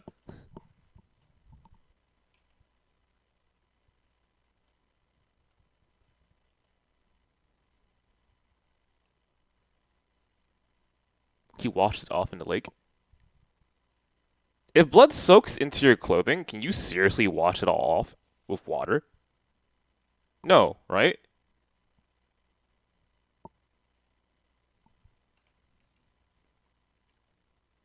Oh, okay. Well, maybe.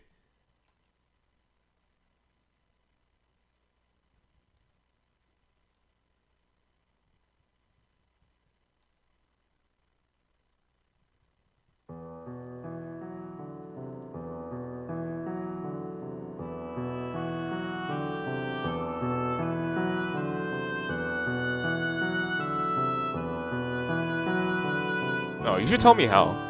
Because I have a bunch of blood stains because of Mio stabbing me. The shirt I was wearing was once white.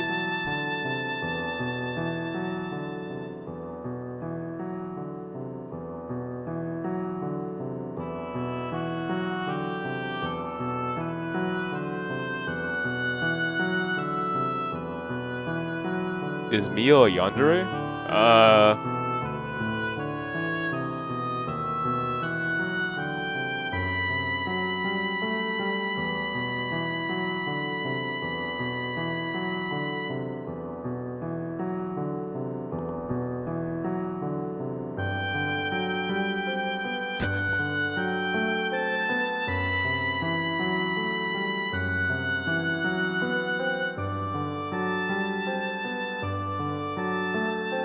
Okay.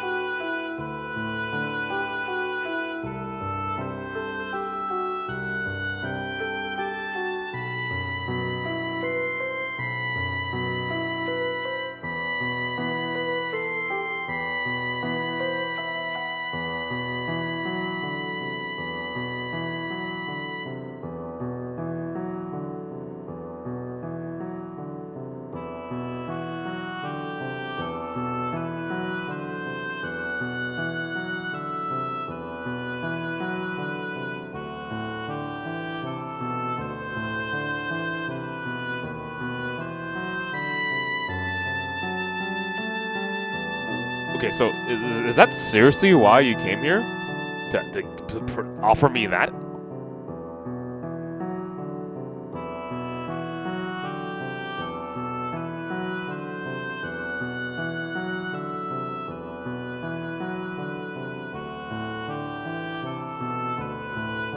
Yeah, interesting loophole.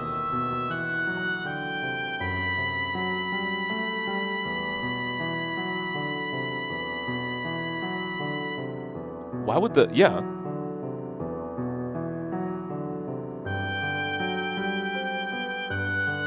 I guess it's because he's the only one else who would know, who could also help with the business.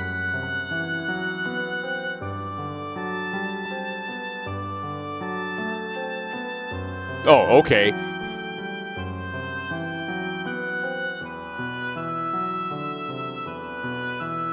Right, yeah.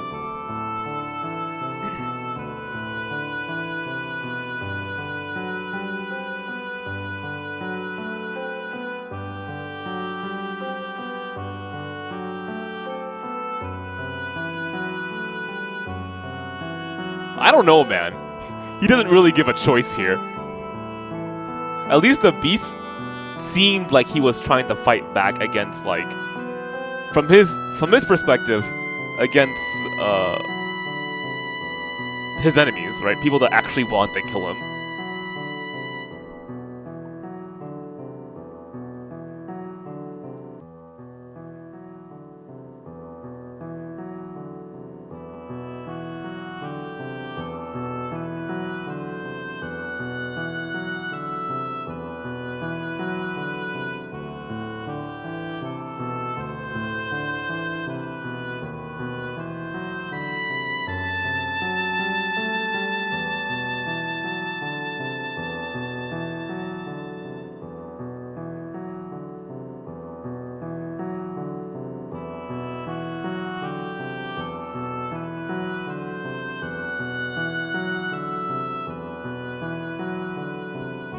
That was like a 2-hour sequence to hear that story.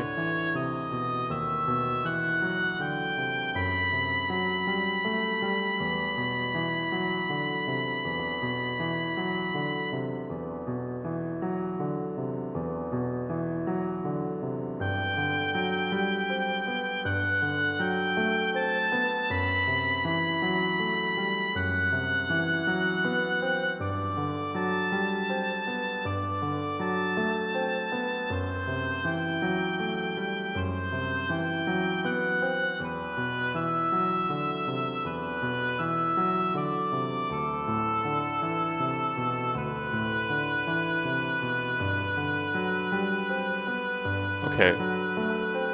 I honestly think that he knows that's not true. But it is kind of comforting to hear that.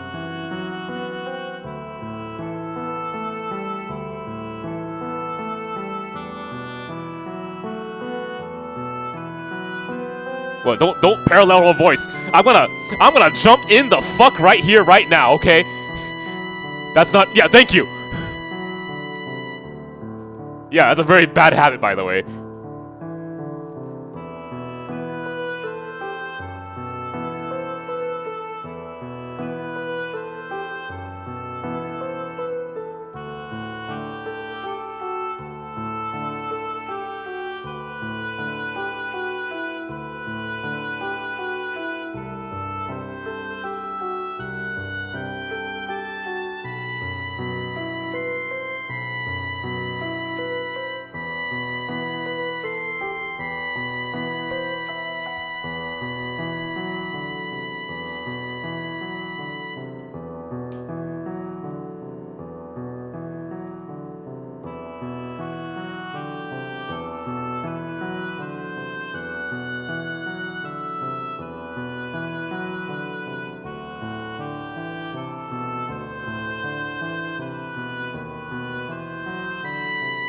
Yeah, I guess you're right.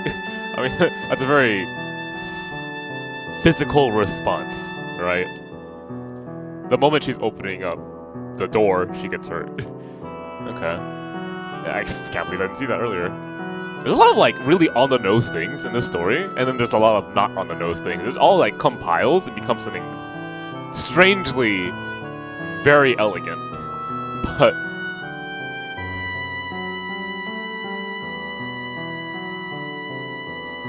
like it's really hard to do that too when you're so obvious. Not that this story is an example of that, but in like other media, when you're super on the nose, super obvious every single time, you have absolutely no subtlety, and you repeat that a lot, it can either come off really annoying or really well done. It all depends on execution and context. I guess the intentions of things, right?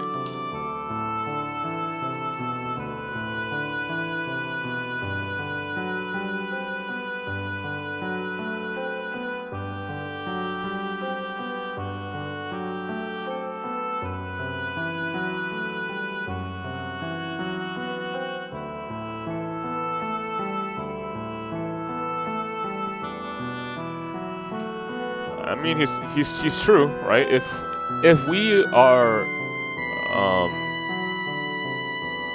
likening our perspective to Michelle here, he has a point. It's not like we were there. Easier to say it than to do it.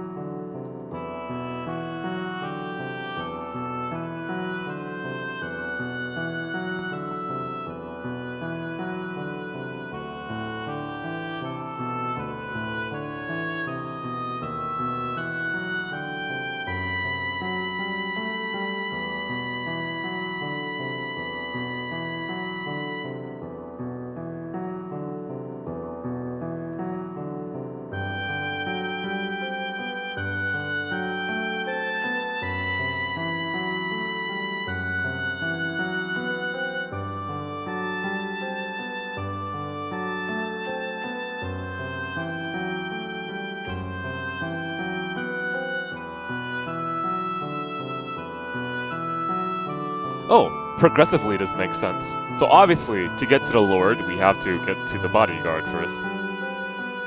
So, progression of chapters makes sense here.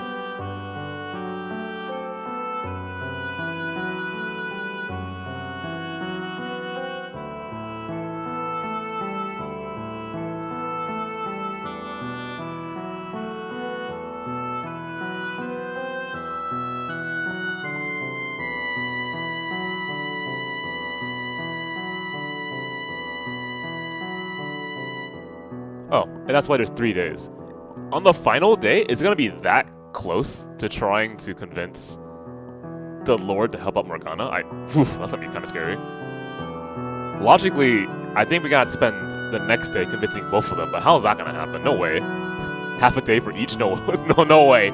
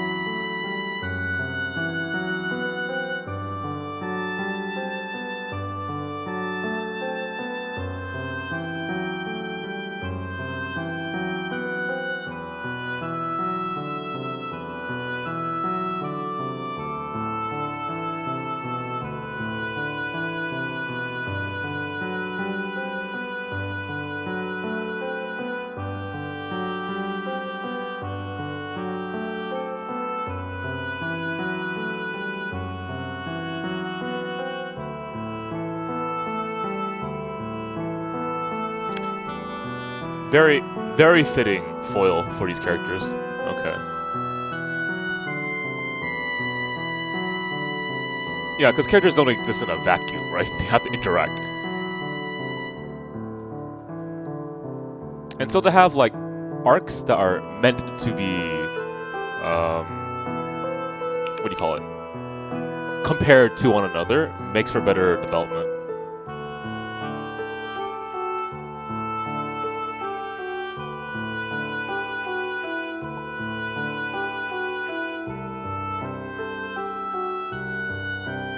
Which, now that I think about it, and I know this is incredibly out there, that makes me realize why people were so critical of... Okay, like I said, this is not relevant. So critical to Dragon Ball Super's Trunks' story and character development when compared to his rival or antagonist, because it didn't fit. Like, the character arcs don't make sense with each other.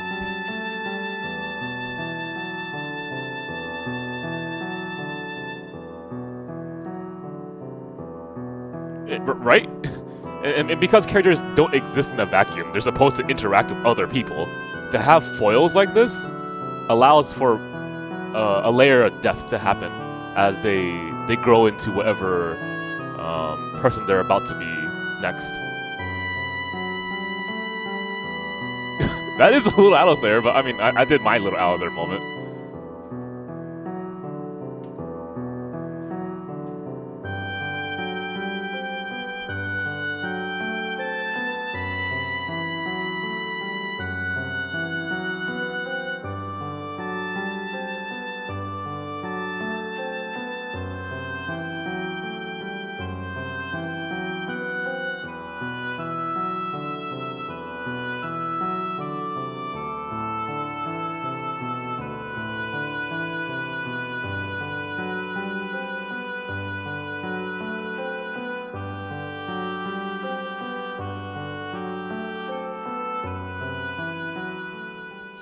Okay, so I'm assuming that's 1/3 of the final chapter.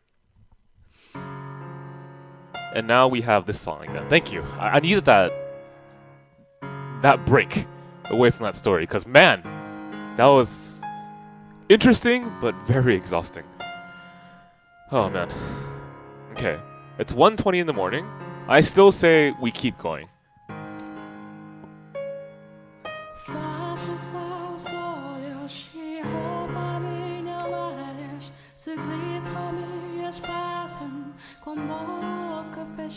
Yeah, here's the thing. There are so many points in his story in which he could have said no or made a different decision, and then that whole avalanche of problems wouldn't have happened, right? And if he had realized that, if he had talked to his sister, if he had found out that Morgana is actually more human than he thinks, if he had somehow delayed visiting Morgana, or like set a date that was later and somehow got Morgana to leave, he would have saw her as a human being. Like all these things that could have happened, right? And that tragedy could have been avoided, but instead, that's what we got.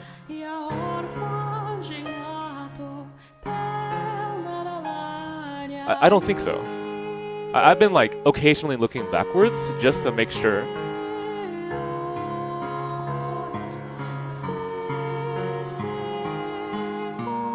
Yes, they do, Gasol.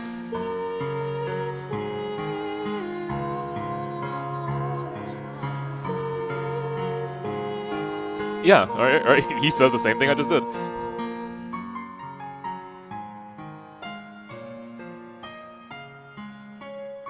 Yeah, right?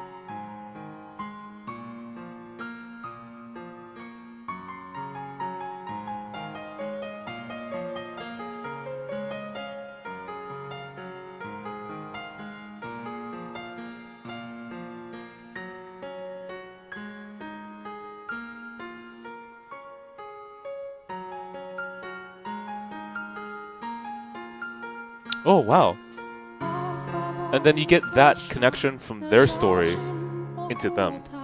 Okay. Woof! Oh my god! I feel like I'm falling... I'm falling in admiration again.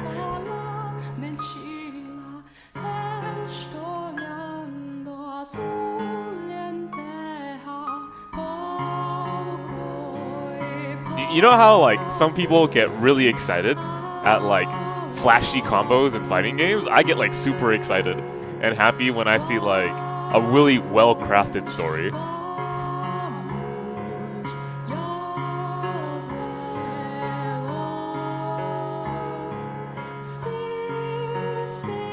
Yeah. That's actually how Mio and I became closer. She whispered in my ear a really well-written story, and she wrote it herself. And I was like, wow, Mio, you're such an artist. I'm,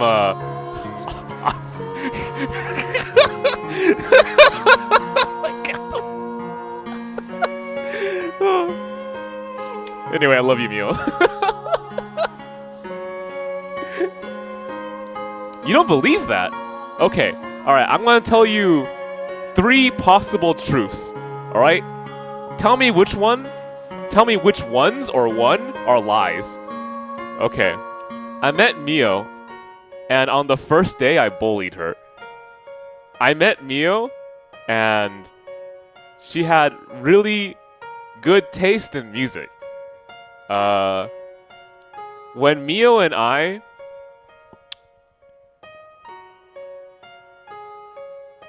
hung out one time, she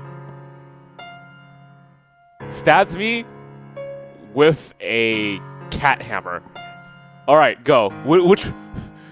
What is truth, what is lie? Second was a lie.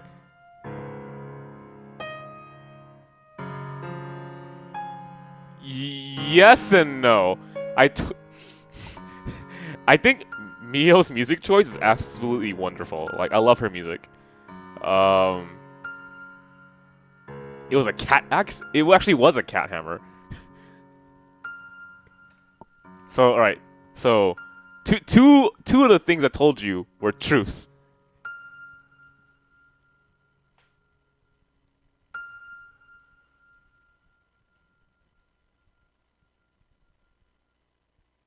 right? And the first one is a lie.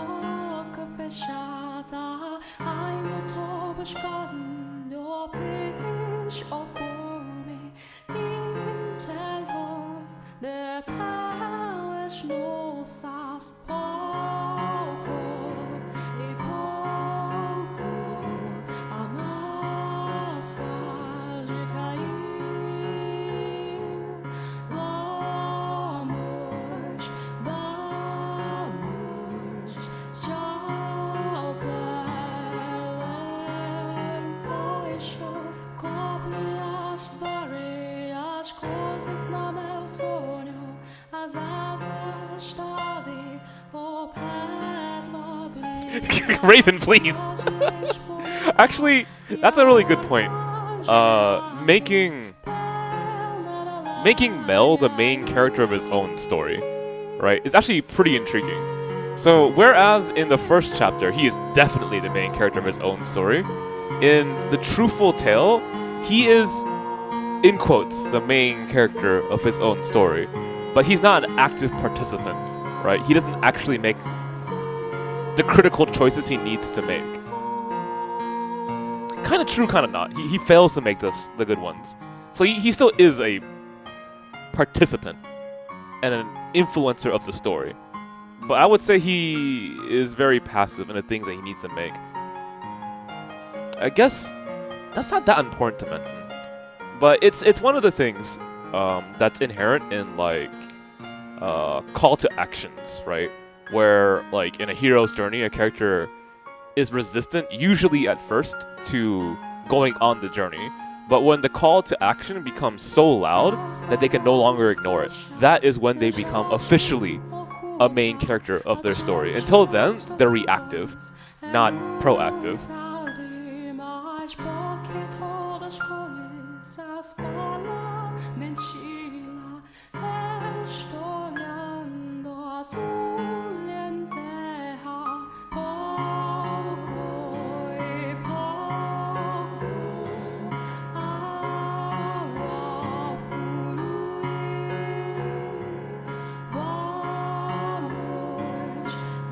Here's the thing. Here's the thing. Mel told us that, but Mel didn't tell the story to Morgana. She has no clue right now what he feels. You came in during the final chapter of the story, so you're not gonna get any context of what's happening. I'm sorry, man. But I'll try my best to keep explaining concepts as I read them.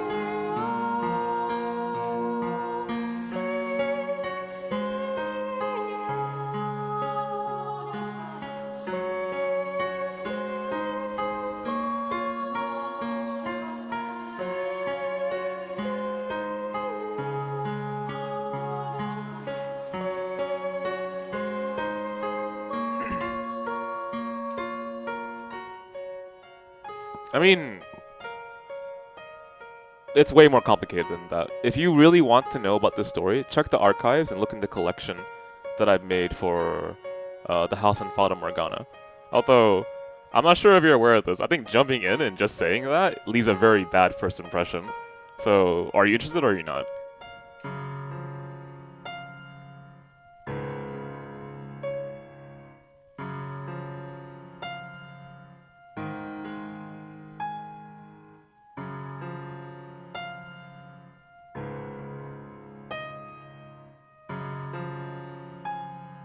Yeah, then do yourself a favor. Like, I legitimately believe this story is very well crafted, and I think I've convinced a lot of people of that, given my commentary. But even without me saying anything, I've only heard like praises for how well written the story is. Give yourself a chance. Run into the archives, check out the first chapter.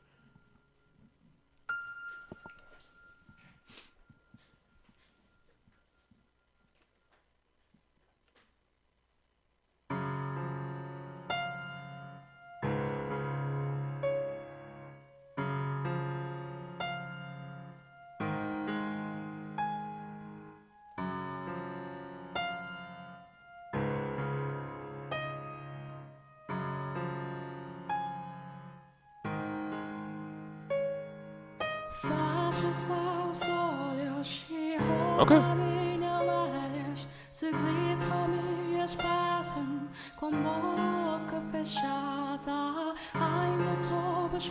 It's because he relates, right? Because we've seen his whole story and we've gotten the truthful story, his version of it.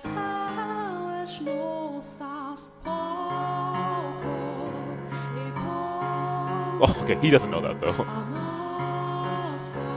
Right. And yeah, right? The characters of this story are so well written that we do know them. And it's a nice feeling to have too, where a work is so thorough that you could, by association and by proximity of being near a work for so freaking long, that you could say, yeah, this character is most likely the one to do that.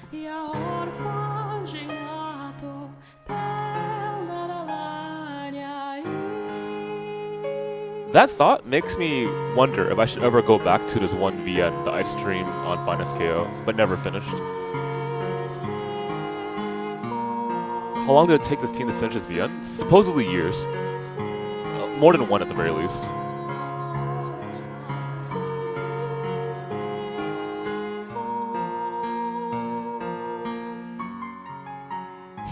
What?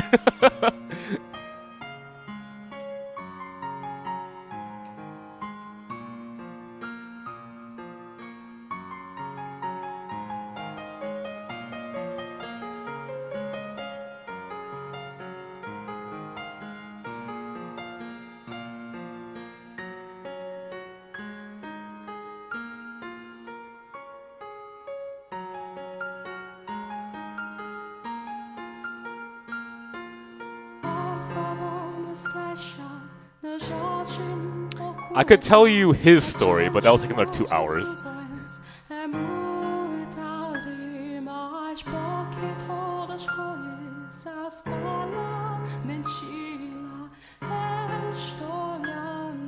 Mel?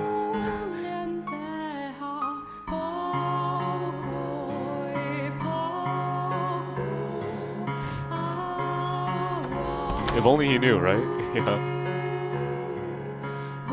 Don't worry, don't worry. It is a little funny, a little kind of sad.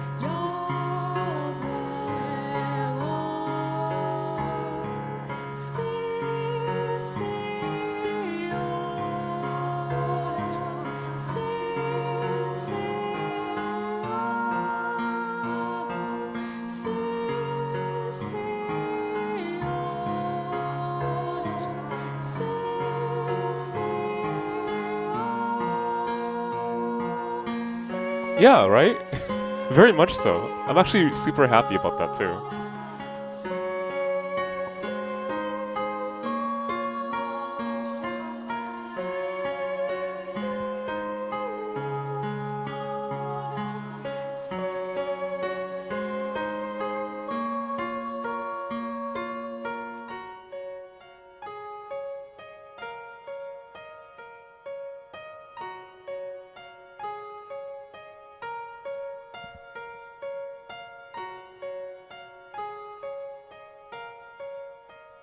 Right. I actually didn't think of that. If you destroy the mansion, that means all the souls are no longer captured. So does that mean they're not gonna be with each other anymore? Because technically, the reason why they are stuck together is because of the curse, right?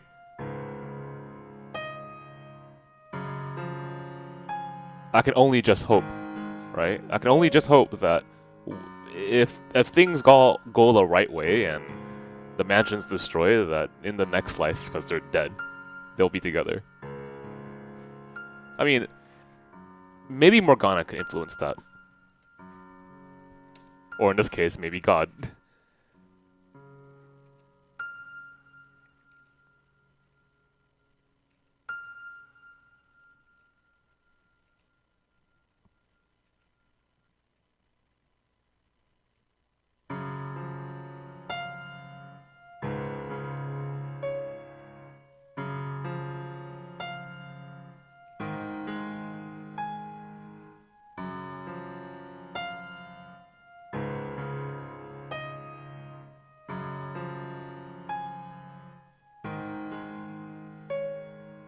Feches aos olhos e rouba minha olhos. Segredo minhas batem com boca fechada. Oh my god.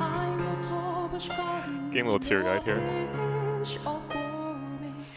Because honestly, he's had such an unfair life. Both of them.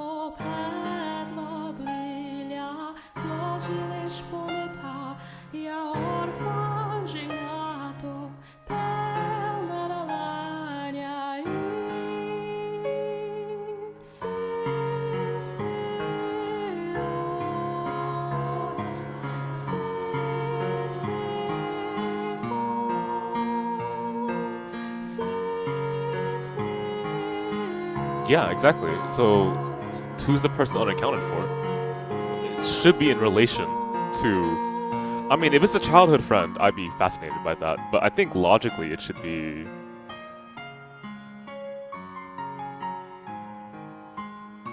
You know, I'm not gonna say anything. Let's move forward.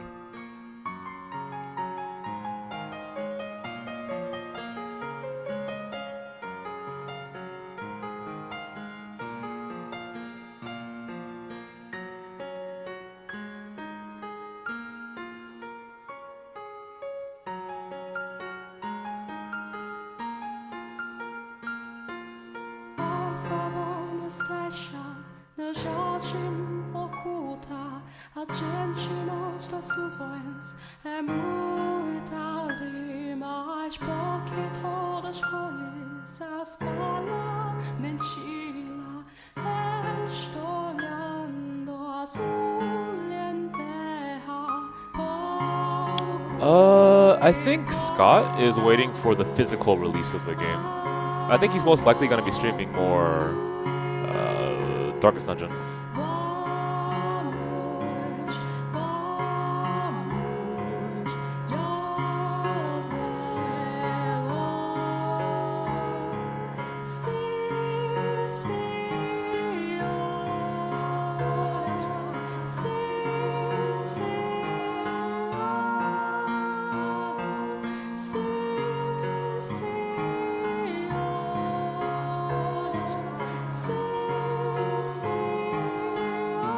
Yeah, so the thing is, honestly, after this game, I kind of want more.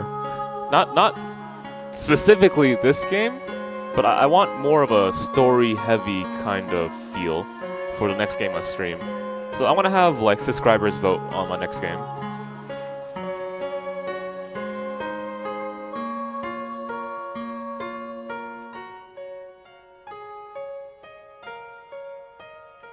Yeah, the prequel is an option, but I want to give my subscribers another, some more choices.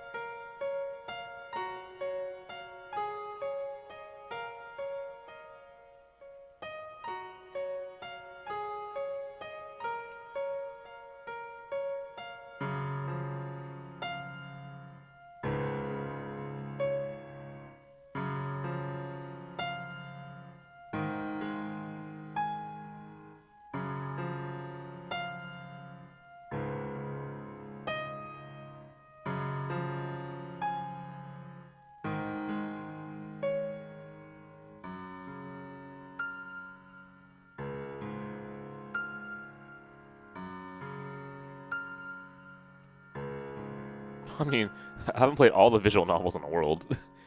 I played a small chunk of them, actually.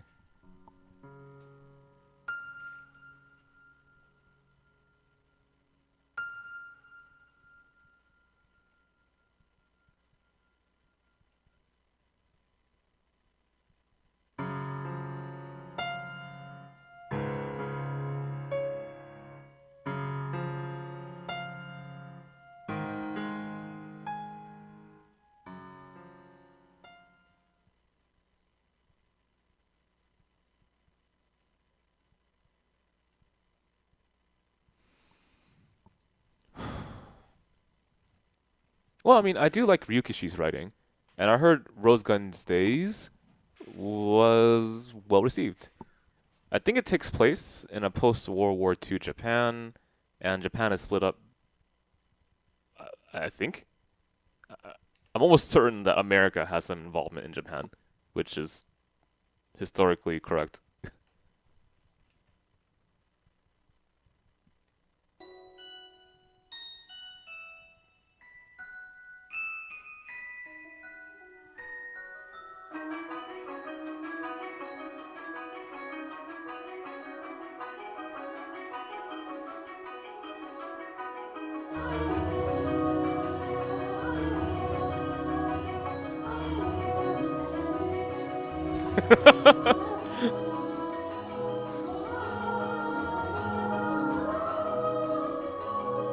What the Mel? You don't know me.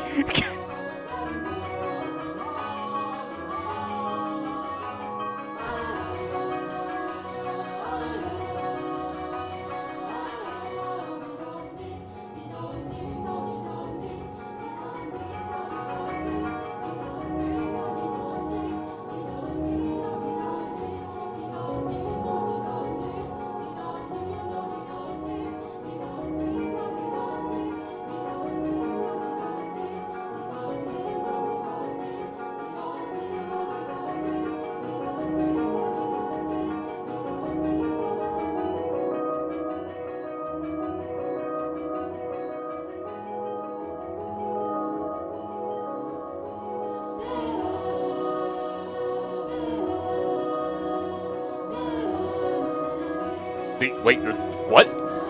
Wow, this is a really amicable church.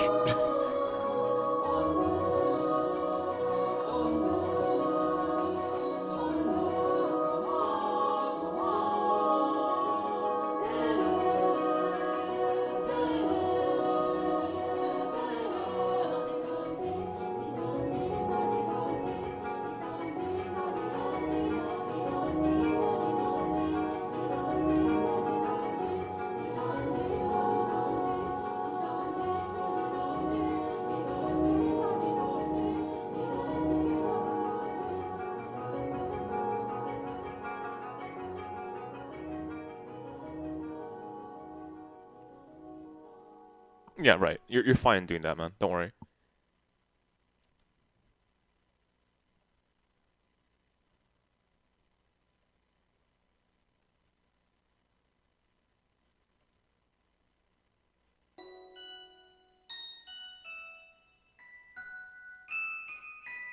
Only around early mornings and nights. Okay. So, why?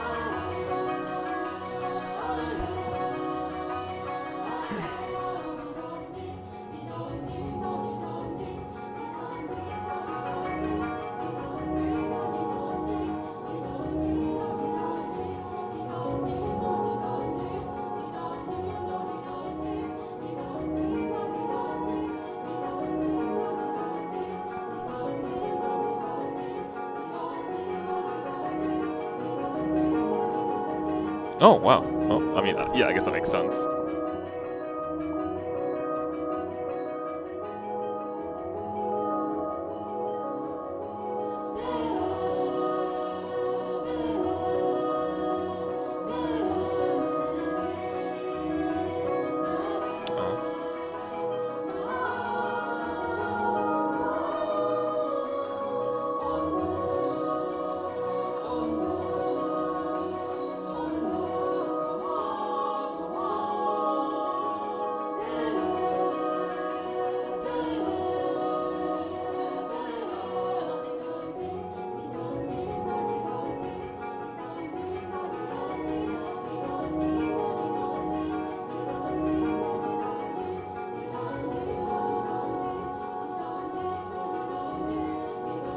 Yeah, also a motley bunch.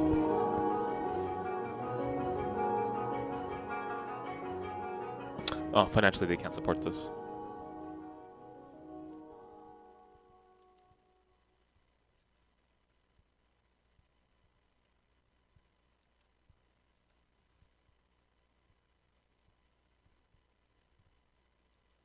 Ooh, wow, very proactive.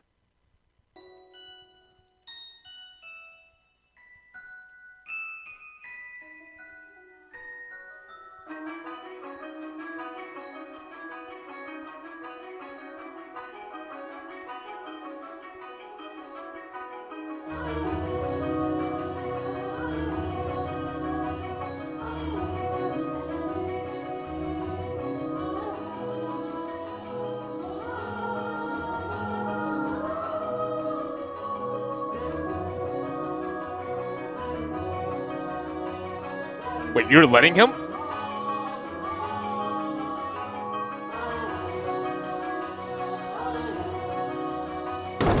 What? Okay, alright then. I was... Huh. Yeah, exactly. You impressed me with the previous section of this chapter. What happened?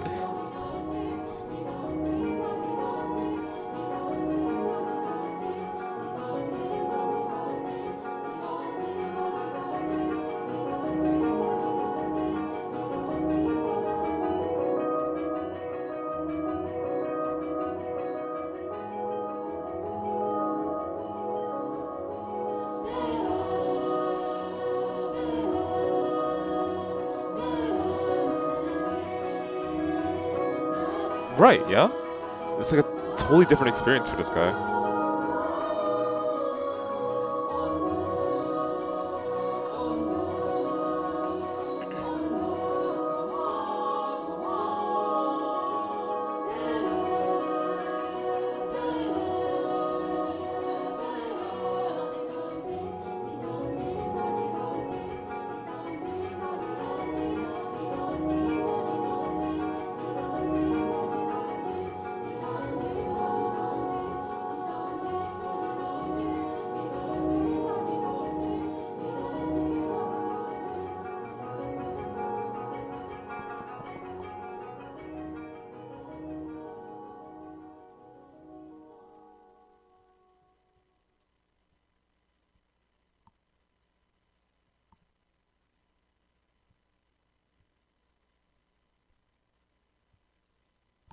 Could you chop down those chains with an axe? Yeah, exactly.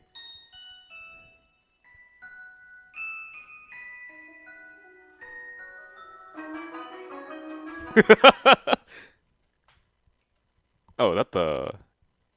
Is that the beast? Yep.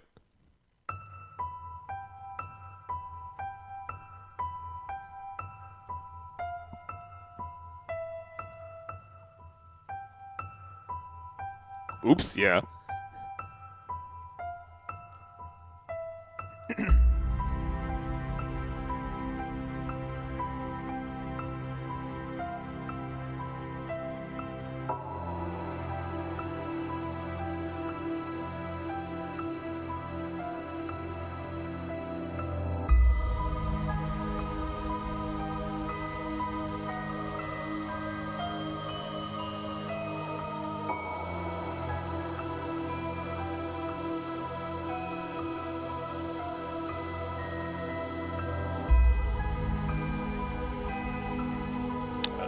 I mean, yeah, I guess that's one way of explaining it. And it can appear logical to him.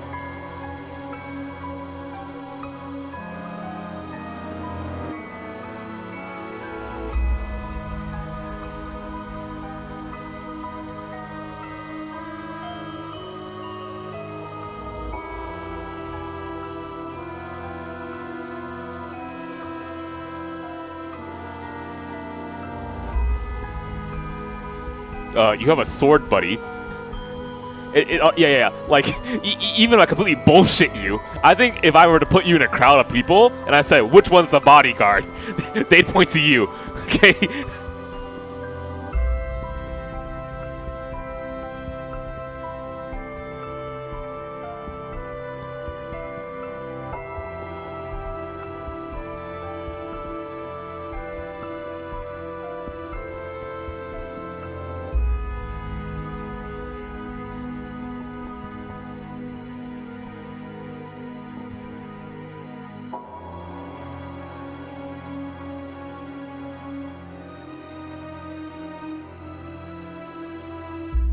Interesting line from him. Makes sense. Yeah, right?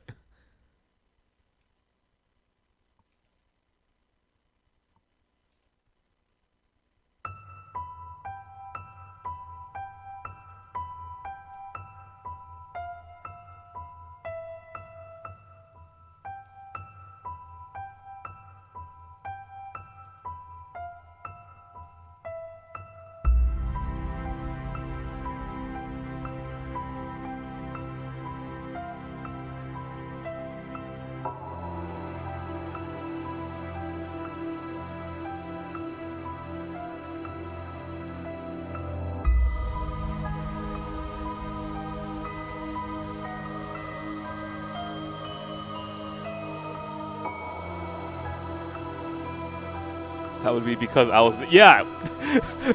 Okay. Unfortunate name. Oh, what? Hmm.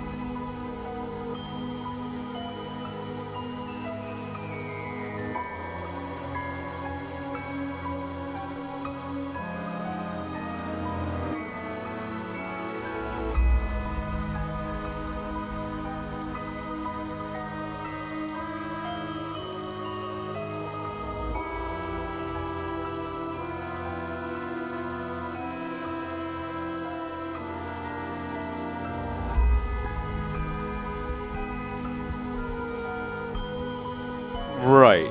And also the fact that we got a confirmation that he can die. It's actually possible in this world at least.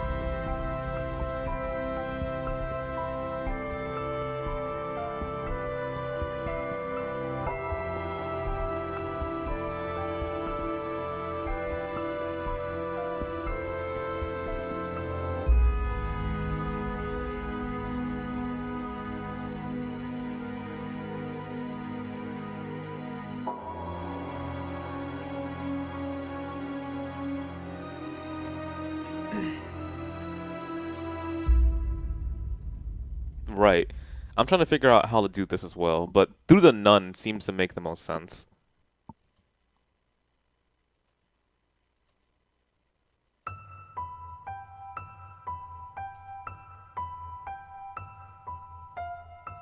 You mean Tim? Yeah, exactly. There's a connection.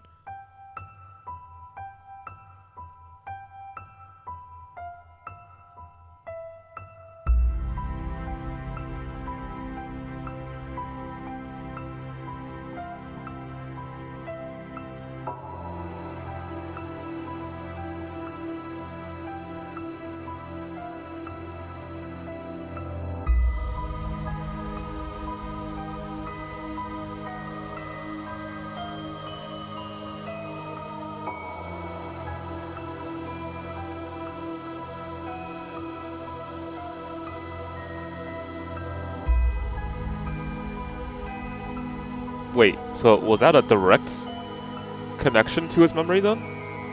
Interesting.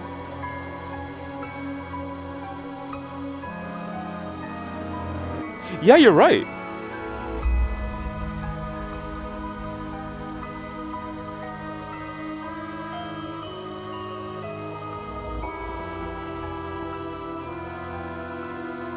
Resonation.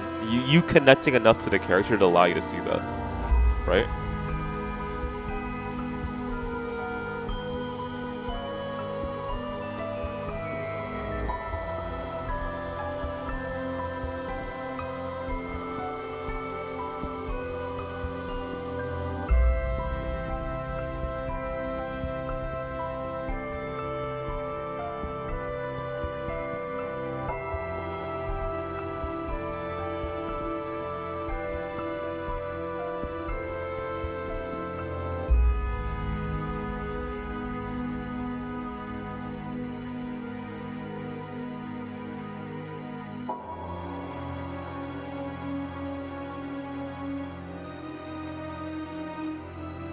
Yukimasa, I think?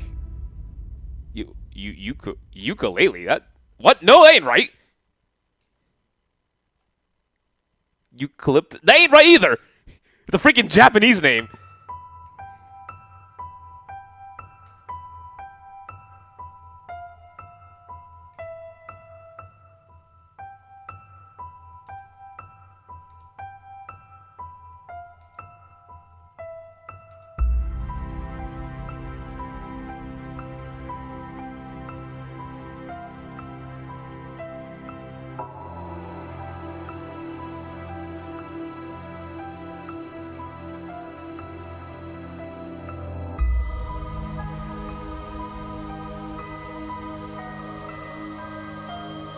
Force your way through again? Okay.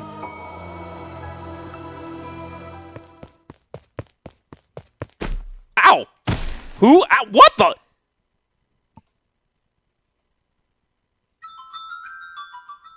Yes, he's not that strong. This is practically your theme song now.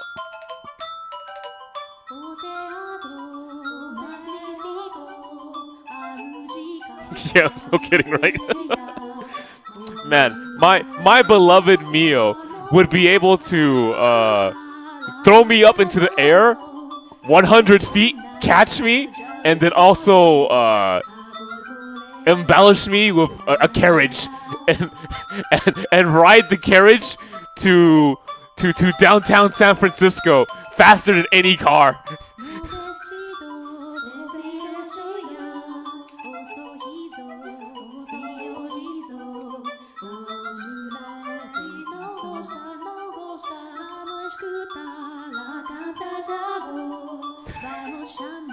Oh, pish posh, Mio. Wow. I feel so supported.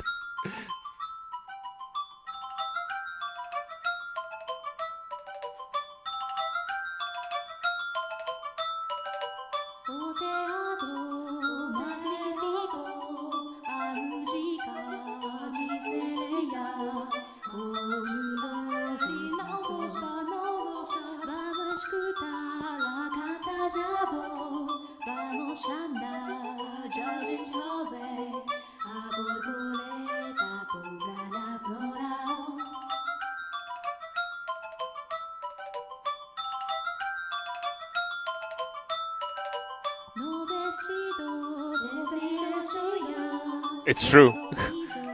A lot of people hate being in traffic. It's like it's a instinctual thing.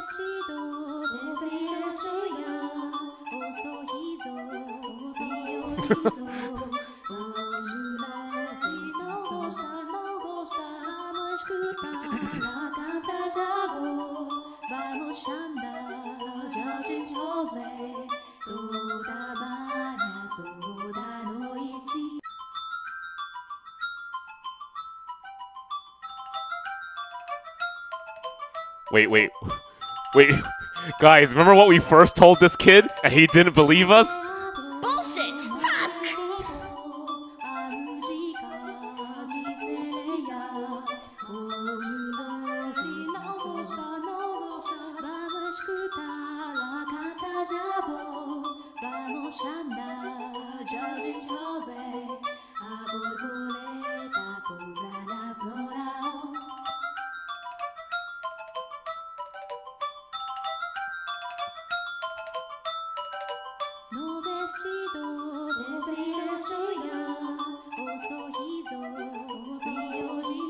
Honestly, I would love to learn how to bake.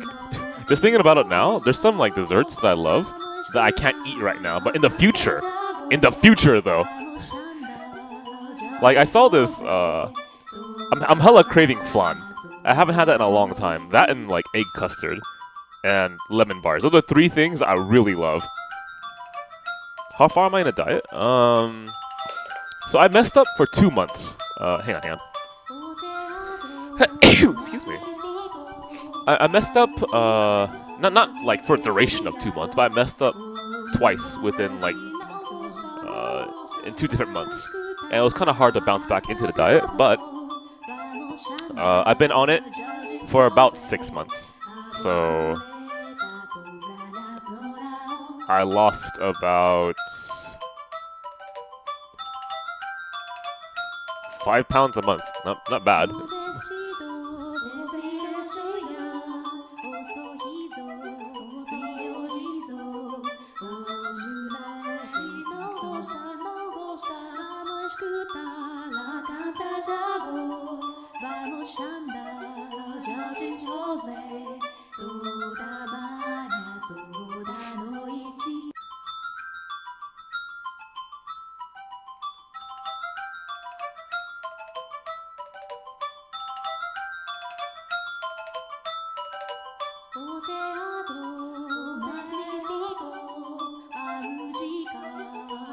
That hard to believe? Really? Why?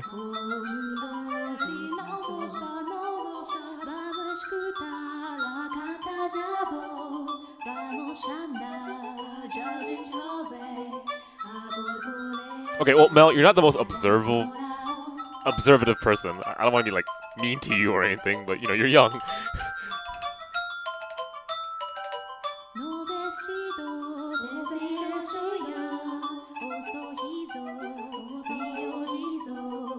I mean, I presume the same thing. And yeah, there's also that, right?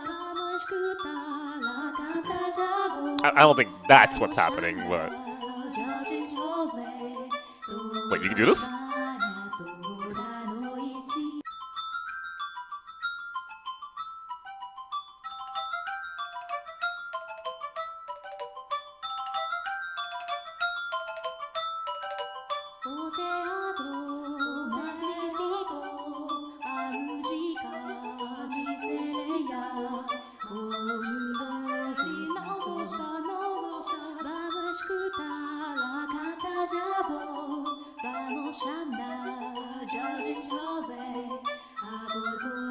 Yeah, but you know, she will teach you. Okay.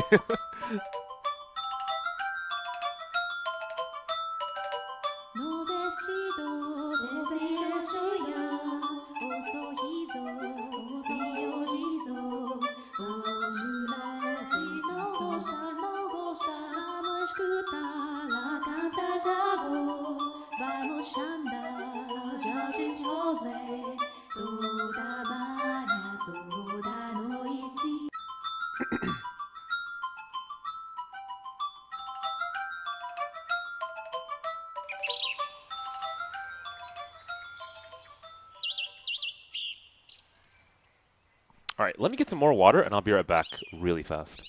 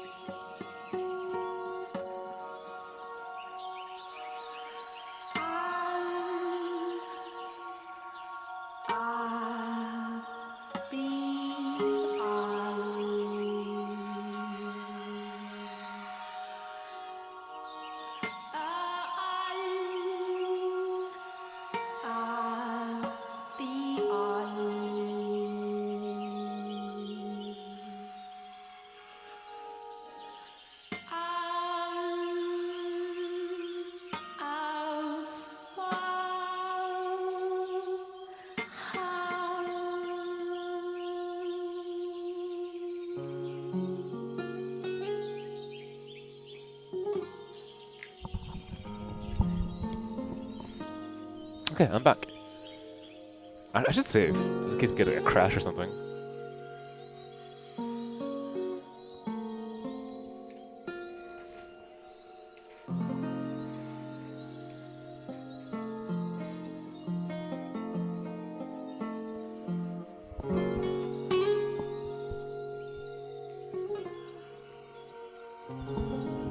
What?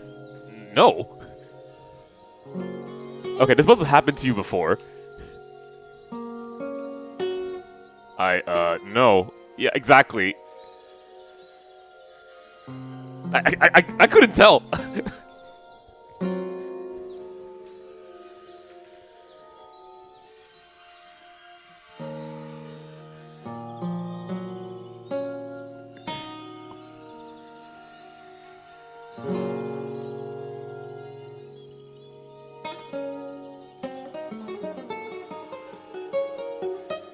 I don't. The fact that he gets teased by every character.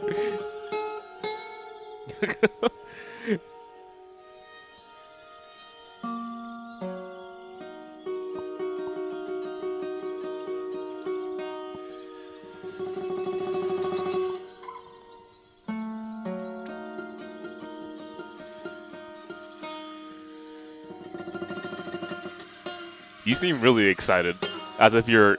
Do you normally get people confessing to you? I mean, you are like the sister who runs this church, so maybe. Yeah, also, there's that.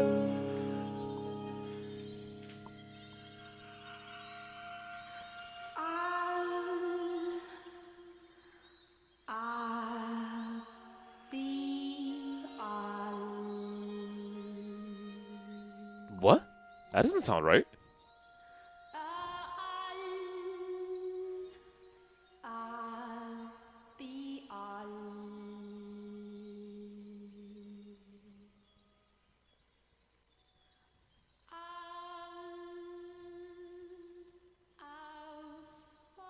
Okay, we're really like probing here. How do we phrase this in a way where we can get information from her?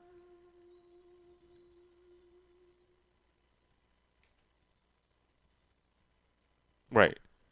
Hmm.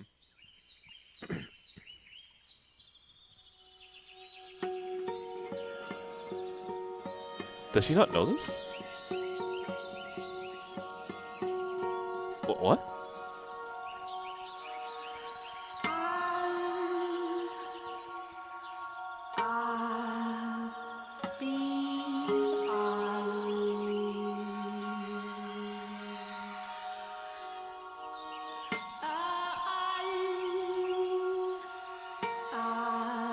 Ah.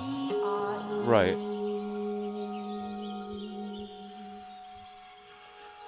Okay.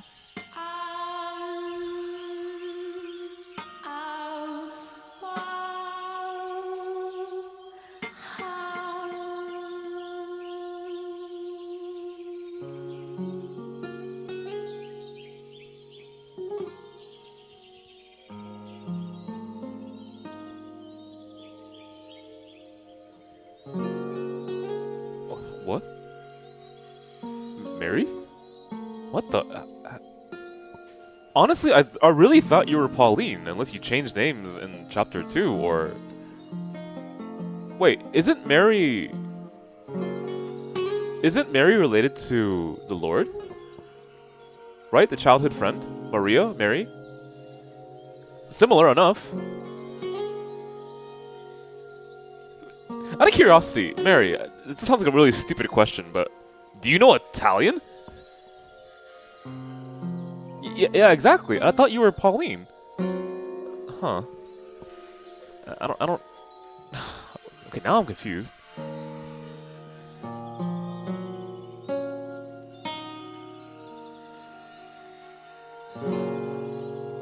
Yeah, so then, if you have absolutely no relation to the swordsman, then what do we do?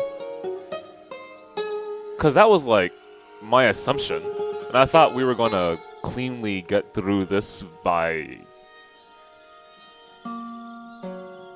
similar fashion as the first one.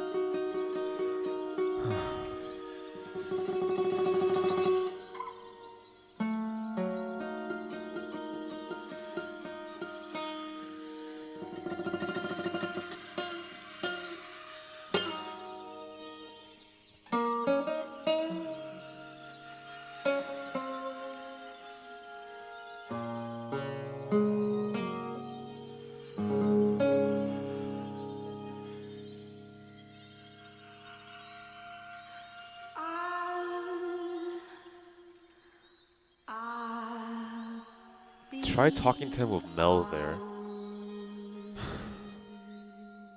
No, I don't think that's gonna be possible. I'm sorry.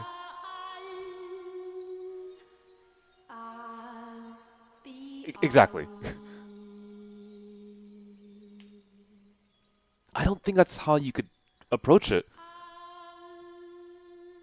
Shake her up?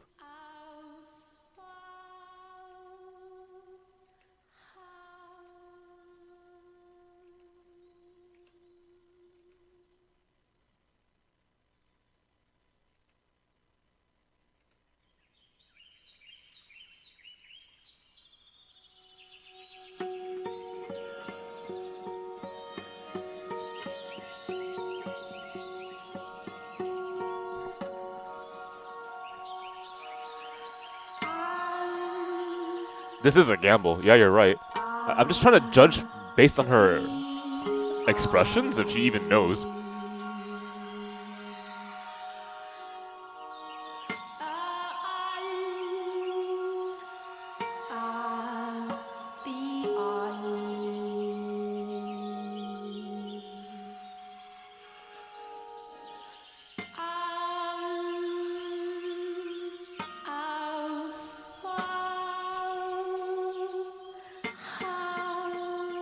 You know?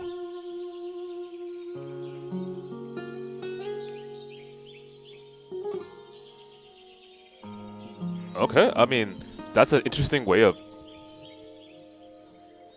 telling a story to make her believe it. Okay.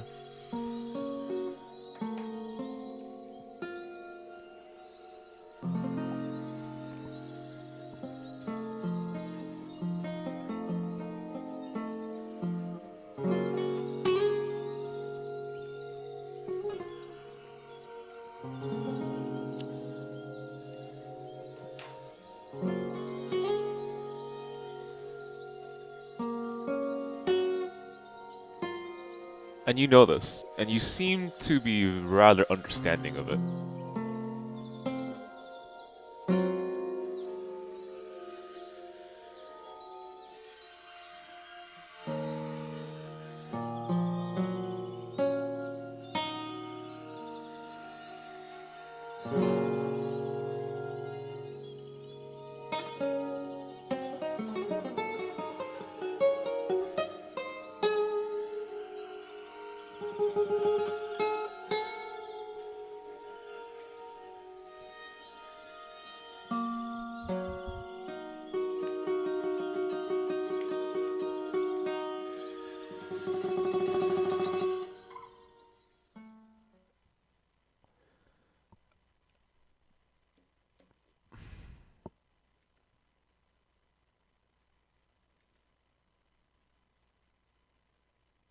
I don't know, right? That was interesting. That didn't go as well as I would like either.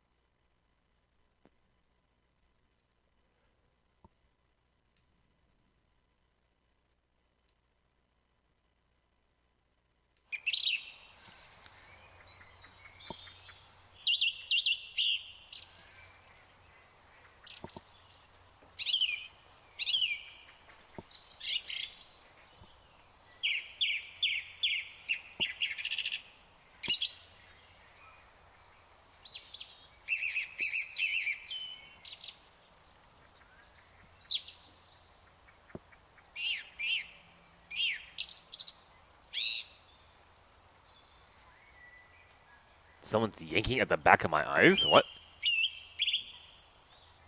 That bad, huh? Okay. Oh no, it's fading.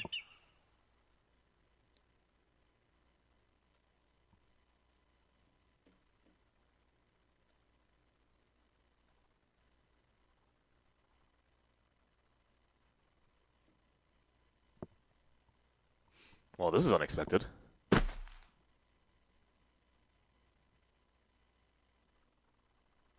What the? Where am I?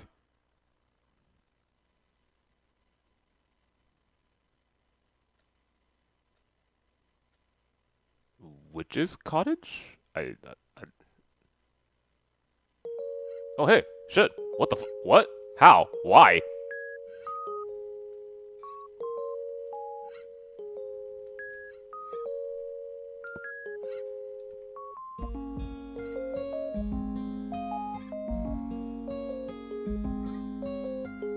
What the?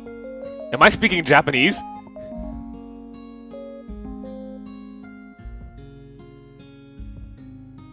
I tried to say observation tower, but it doesn't work.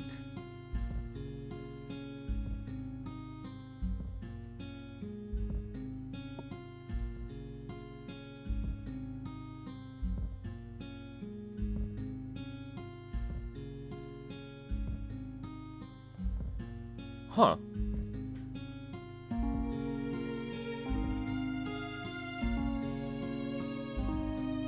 This is the past? It has to be. What the?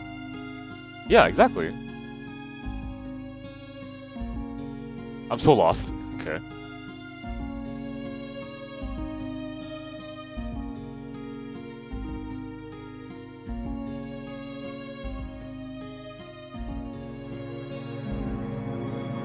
Fuck man, I can't.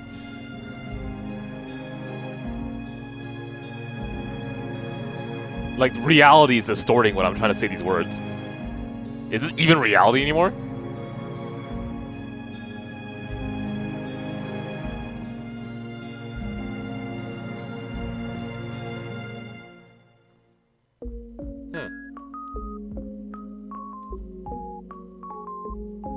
Okay, yeah, not that close to reality.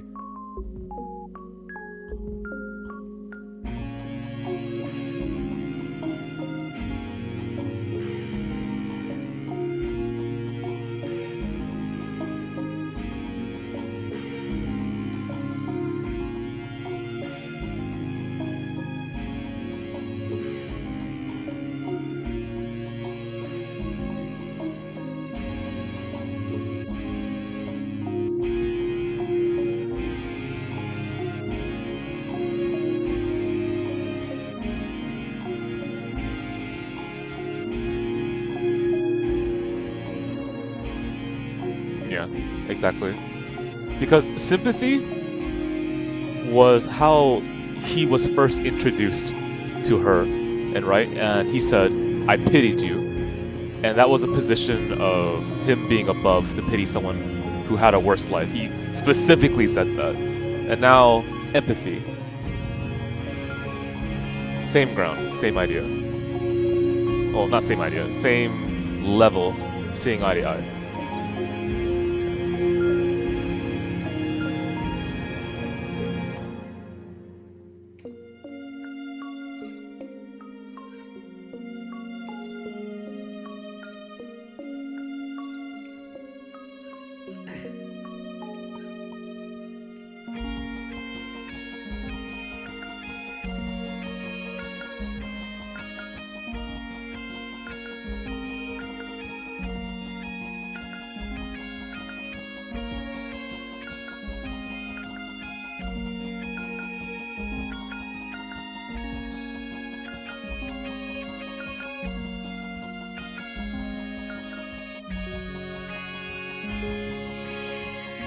I wonder if they're gonna do a transition into the vocal version of this song, because I can practically remember the actual lyrics to this.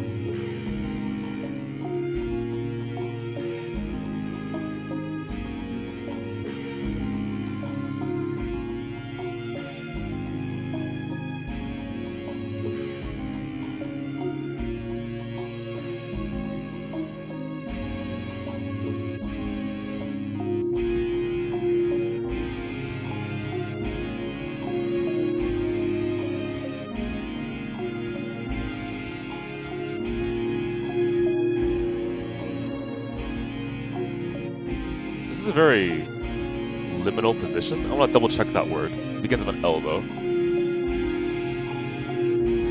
Liminal definition. Adjective, liminal, relating to a transitional or initial stage of a process. 2. Occupying a position at or both sides of a boundary or threshold. Yeah, that's the right word.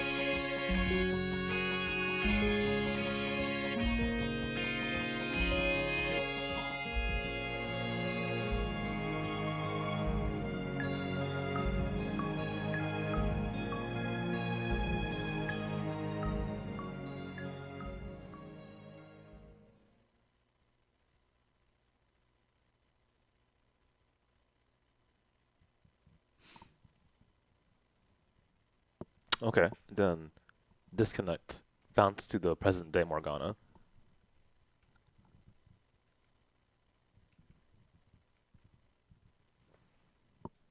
Oh, and then the idea of distance from the present. Ah, that's so smart. Fucking this author, man, is so good.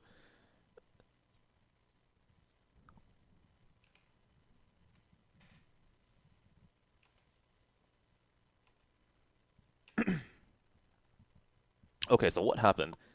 Fill me in, Giselle.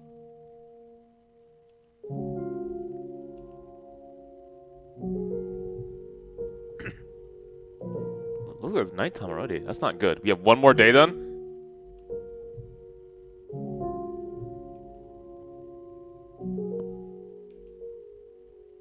Well, maybe it's not nighttime. Maybe they just closed the curtains. At least I hope that's the case.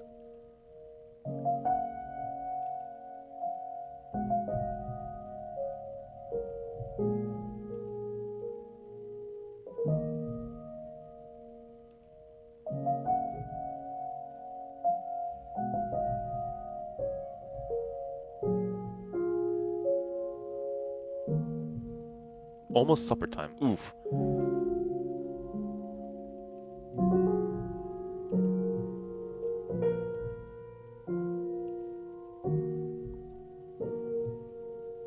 Exactly. We're in a bad situation.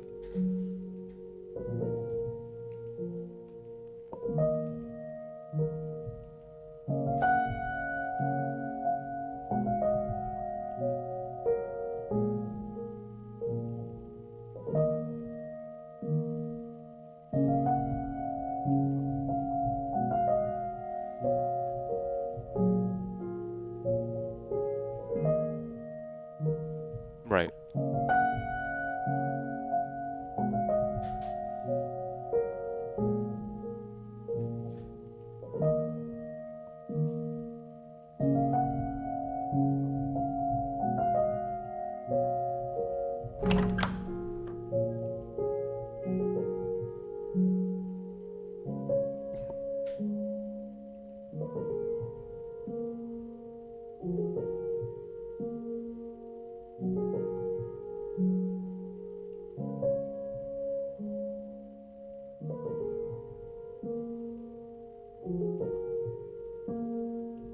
Oh, you're talking about the swordsman.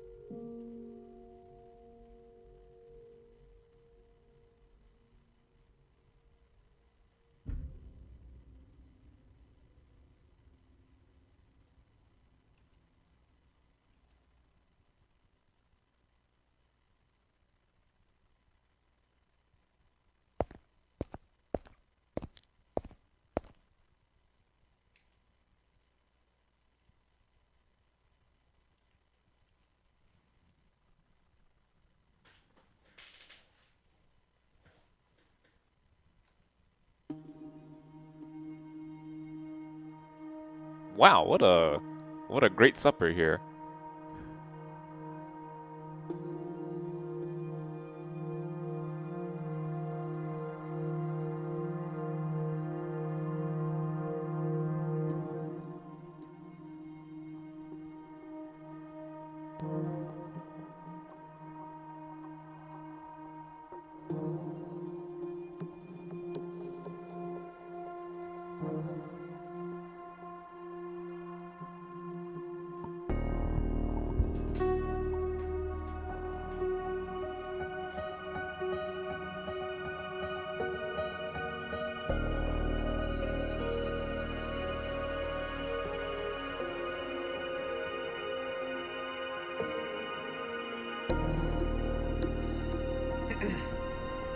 Oh, nice covering for him, by the way. Good shit, Michelle.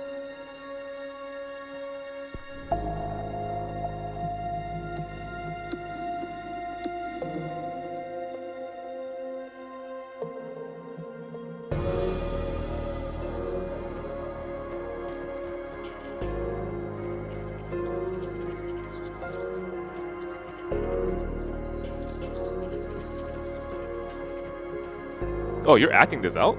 Good shit.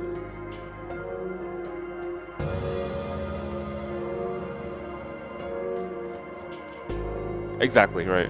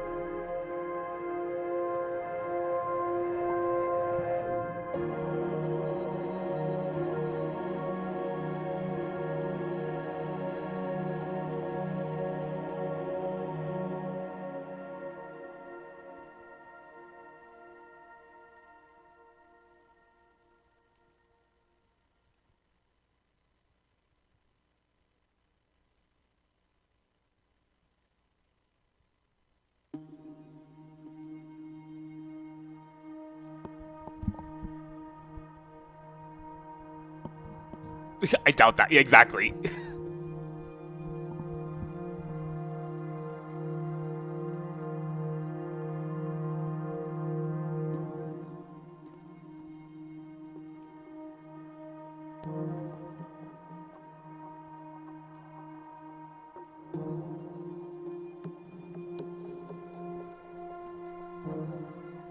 Nice. He covered for me too. Damn, man. We're two-topping this. Okay, hang on. Still gotta be nervous though. He has that like that dirty eye on me. Or the phrases.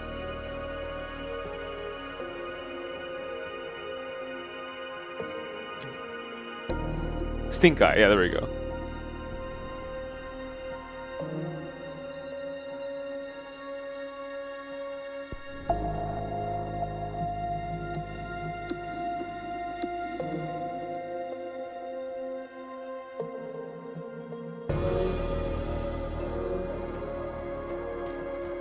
Some game.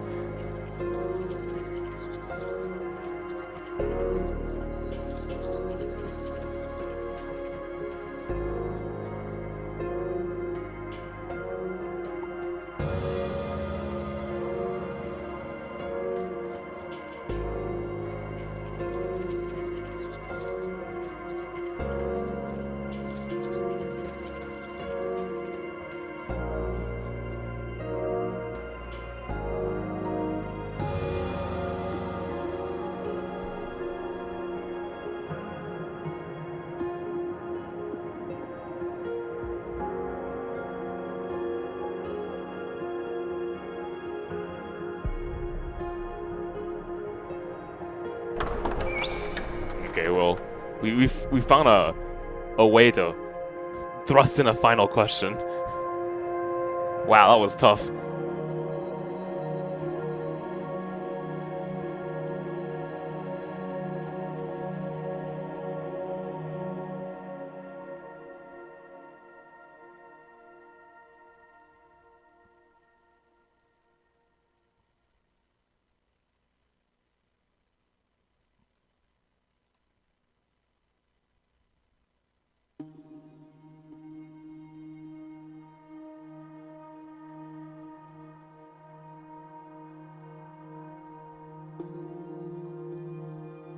Yeah, no kidding, right?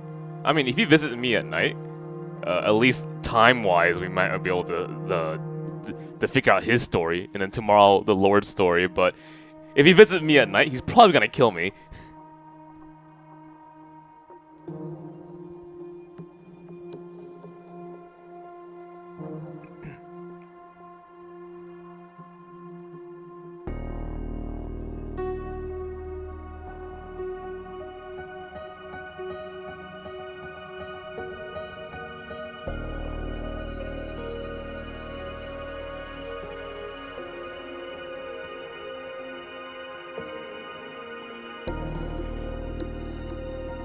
Oof.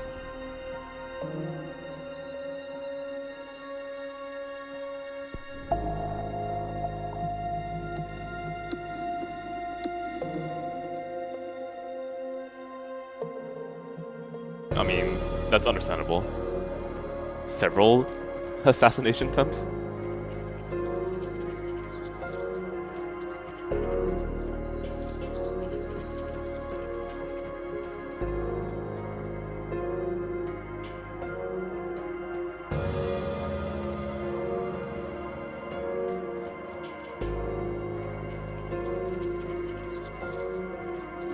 Jean-Francois Barnier? What? Barnier? What?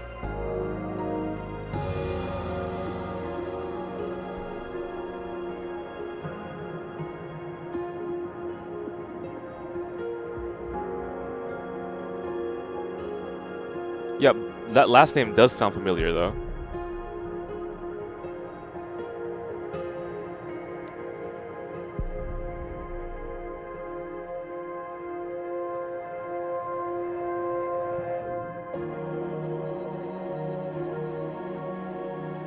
Oh, right! Oh shit, I don't remember much about it, but I recall the diary.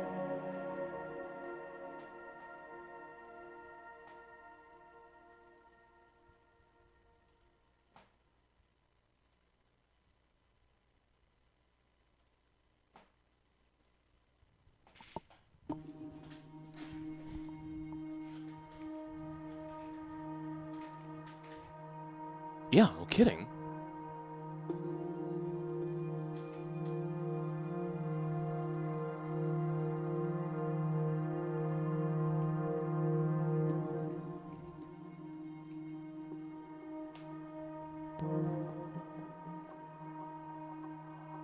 You're right, that makes sense too.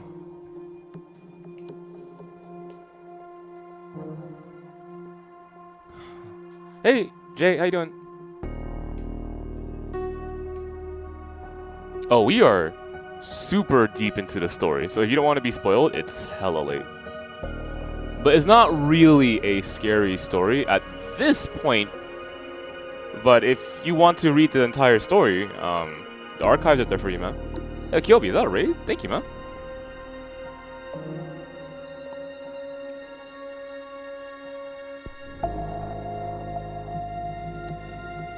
How you doing, by the way? To the both of you, actually.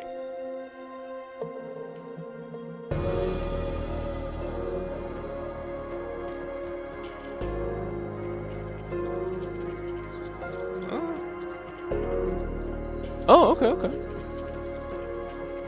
Were you playing Final Fantasy 14 is my guess? Damn, I'm good.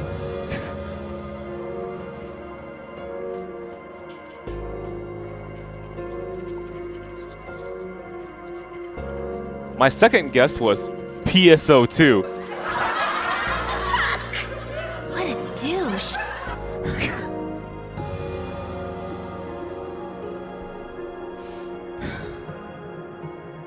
Coming soon to America. Did you know that in the board game I played, I named my character Sega's PSO2 release? And then my character died. I'm like, fuck! Guess that means it's delayed! Bullshit!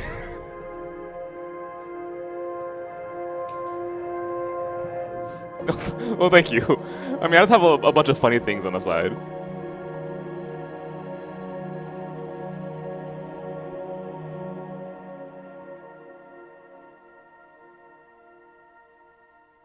Yeah, the thing is, I don't know how to get past this section. The nun led us to a dead road, which is good, by the way, because the author is changing the formula up to keep us in suspense, right? They keep the tension moving forward. The Morgana sequence was also really well deserved. I love that. Really interesting to see that connection being built and the bounce away into the present time reality.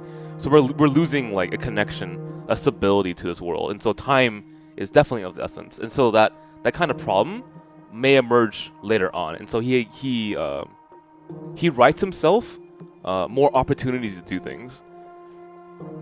And so I feel as helpless as Michelle right now. Like I don't know what to do. Like we can't go to the nun. The swordsman probably wants to kill us. The Lord certainly wouldn't have anyone approach him. Mel is... Oh, at least we got Mel on our side, but how do we make this work, you know? Let me see if you can recognize me. Why am I calling you by your alias? I always call you Jay. But at the same time, it's always been kind of weird.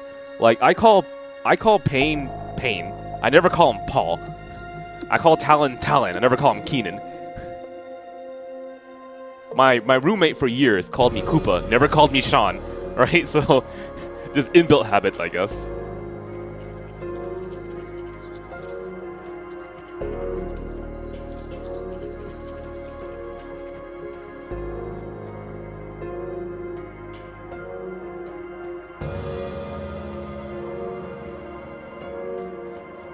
Kyobi, I'm a little embarrassed to say this, but what's your first name? I feel like I know it, but I've forgotten.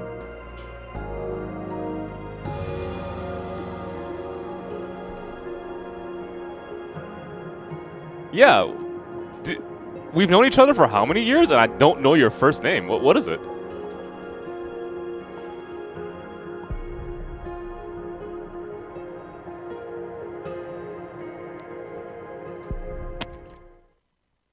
Did you just hear that? Oh god, that better not be the swordsman.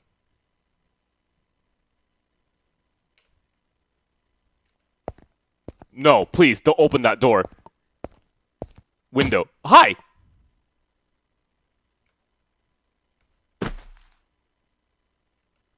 Wait, that doesn't sound like the swordsman. Who is this? A ghost? It's not a ghost! Why are you scared, Giselle? Technically, you're practically a ghost.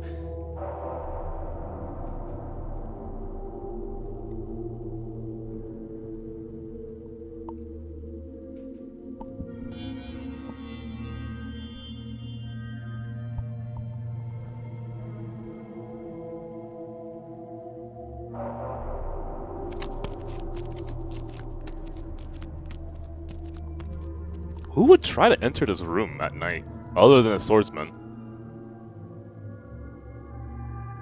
Yeah, I just made mention of that.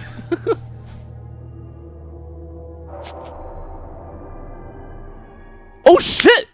So you do exist! This is the childhood friend, of Jean-Francois Bonnier, right? It's, of Jacques Couple. So, what's your name in this world? It's not Mary anymore, right? Or Maria.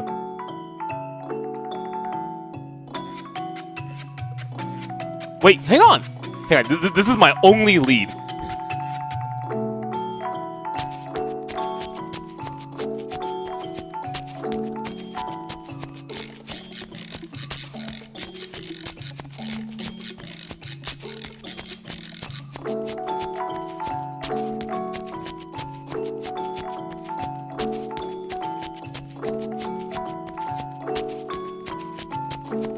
What? Look, you trying to barge into my room is fucking suspicious as hell. And I'm promising you, I'm not gonna turn you into the authorities, but I do have a question.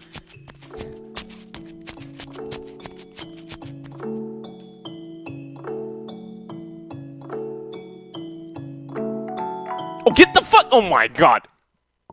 Great, my impression's not really... My reputation right now has sunken so low. Do I even have a reputation sound? Technically, that's a reputation sound. I'm not wrong, but it's in the opposite direction. So give me a second. I forgot how I did this. I mean, that does work, but I'll think of something else. Whatever, I'll let that happen. Play it backwards? I'm not sure if I can on this thing. Wait, I can cause it. It feels like I'm playing a Mario game or something.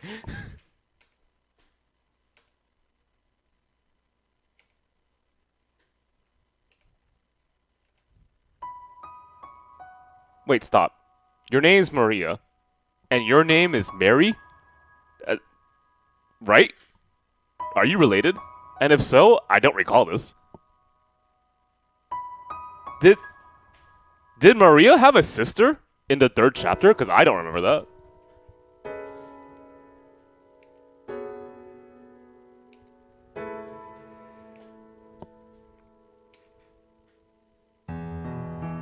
What? You... Bullshit! Her name is Pauline!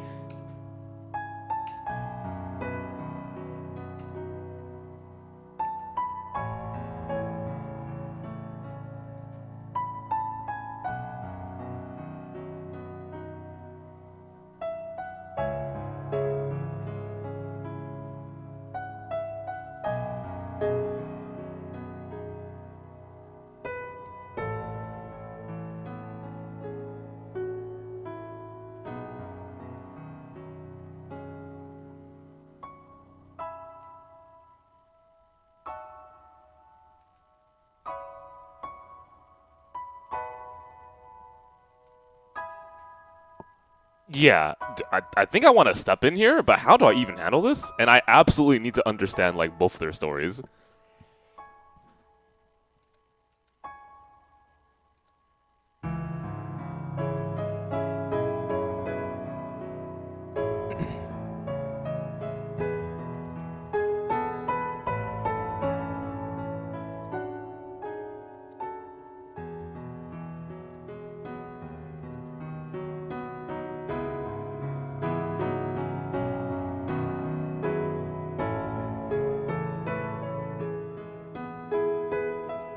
No, that's not what the... Why were you going inside my room again?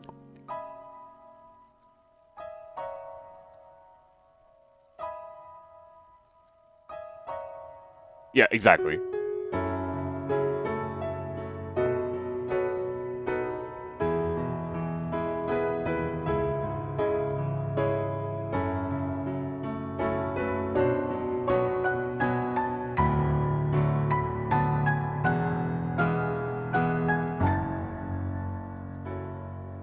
Okay, she looked away. There's a chance that we're right. We're right about Pauline.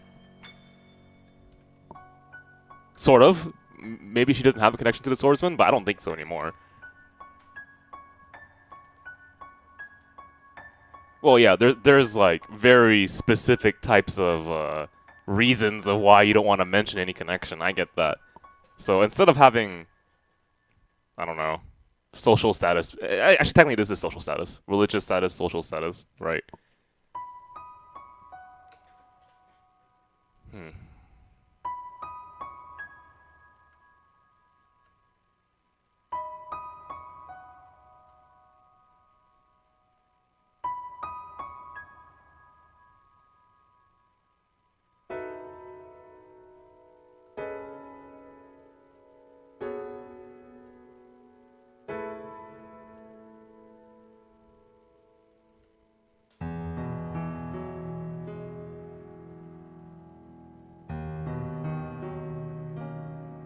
What? I mean, perfect. I'm down for it. I'm just surprised you let me... Okay, fine.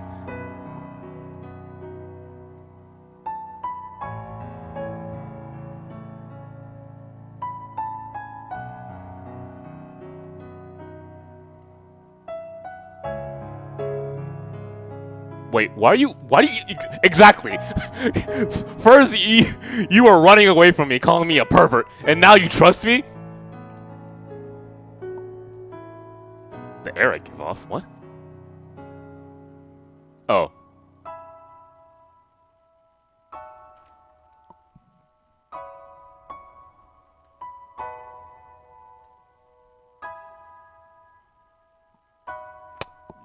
I mean, I guess you could say that was a low blow. I'm not gonna go into details about that.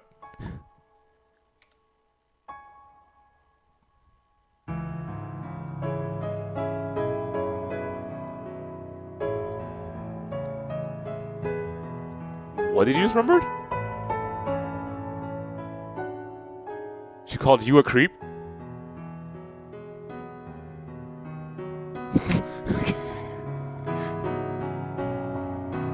No, you're not. What the? What? I thought she was cool as a maid, man.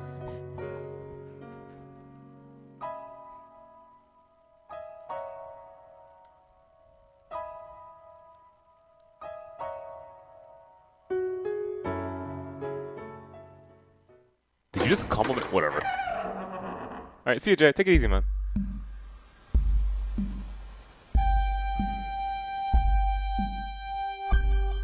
Who's the pipsqueak? What? Wow, rude. Oh, that's right. You live with her.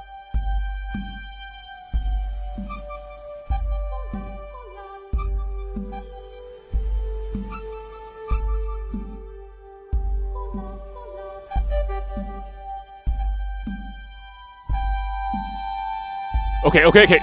She's like what, 14? Hang on. Shh.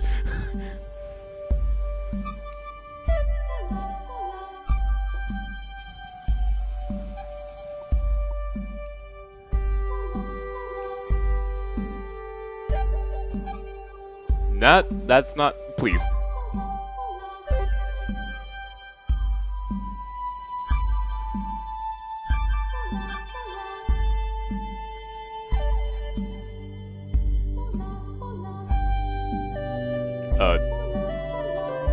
I'll take that as a compliment from you too. Yeah, exactly.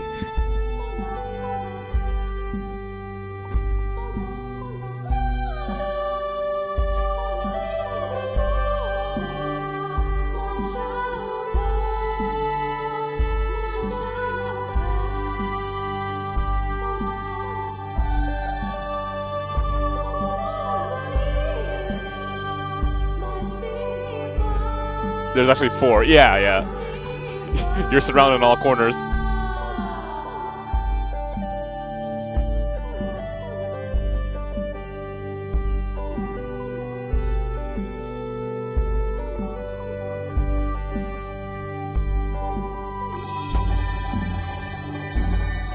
Man, you have it rough, man.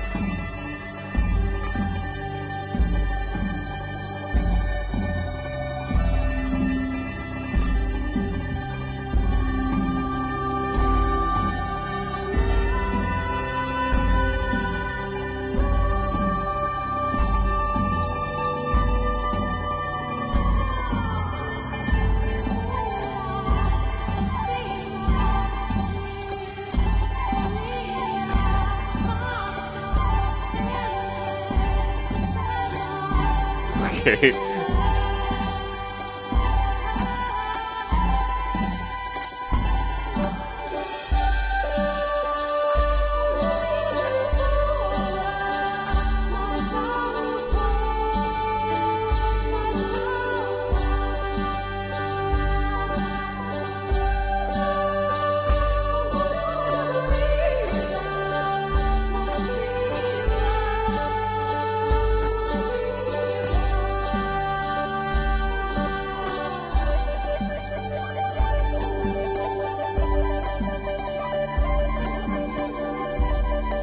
Princely voice, got it. I'm not even surprised by this answer.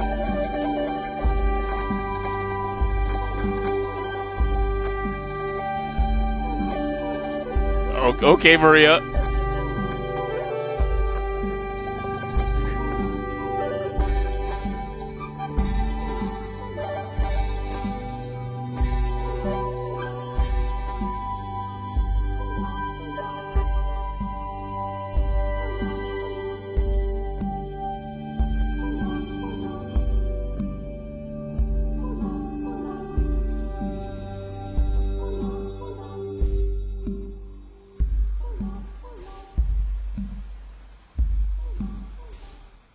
Oh my god! You have to participate in this conversation, please.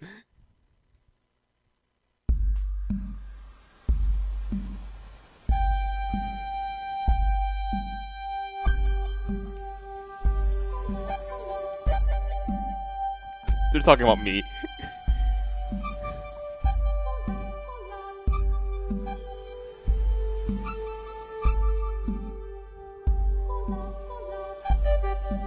Just describe Giselle.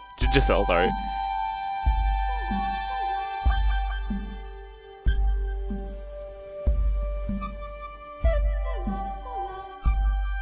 A choice?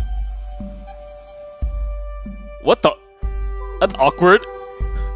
I can get arrested, I can get punched in the face, and I can ruin my chances of actually finding out the truth.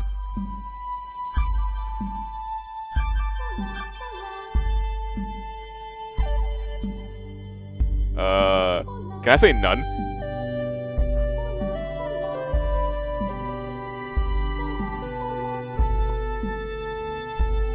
I have to make a choice. No, fuck no. I already have someone. There is no answer other than that.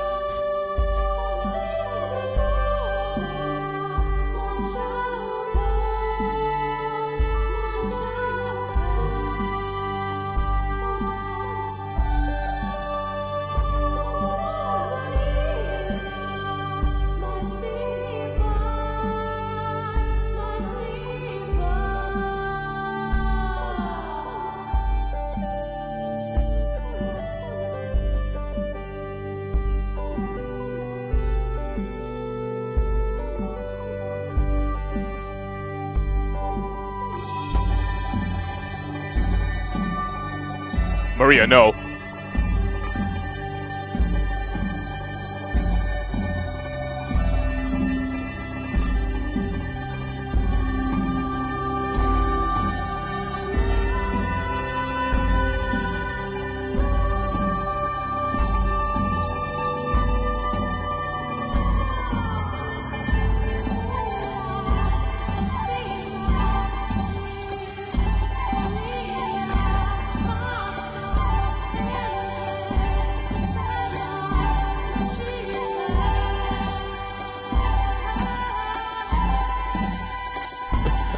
I think he has first-hand experience with that.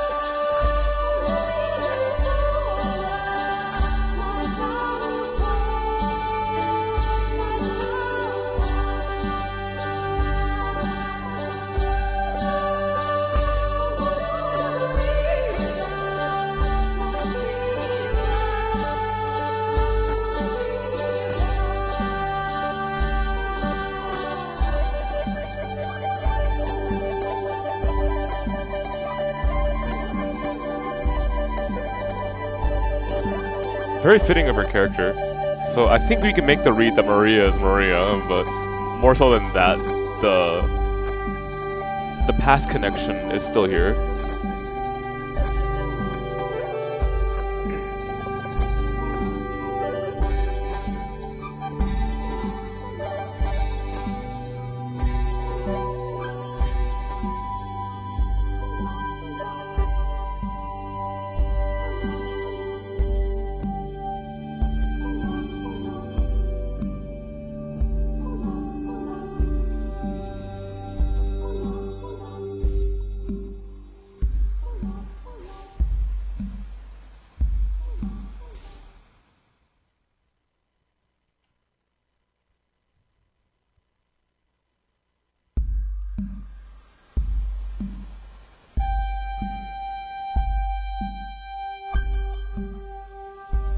I mean, I definitely need this answered.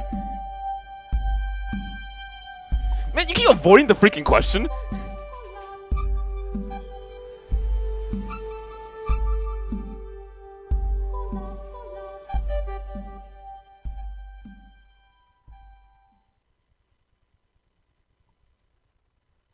An orphanage. Did you work there? You worked at the orphanage? Oh, I see. Is it because I think I know the reason why she's an orphan, but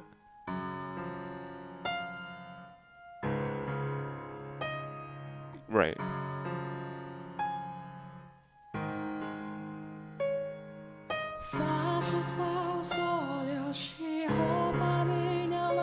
Good night, Kyobi. Se grita minhas patas com boca fechada. Ainda tô buscando o peixe ao fundo. Director.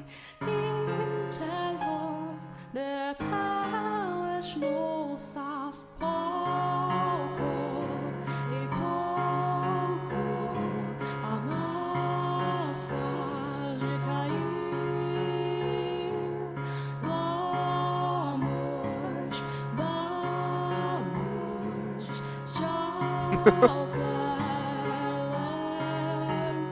Wow!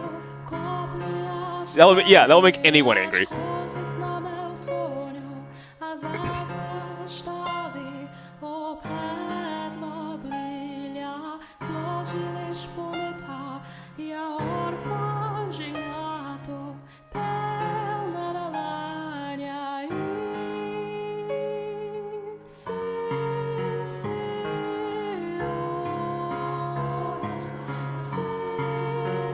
Right, which would be the issue that Nelly had.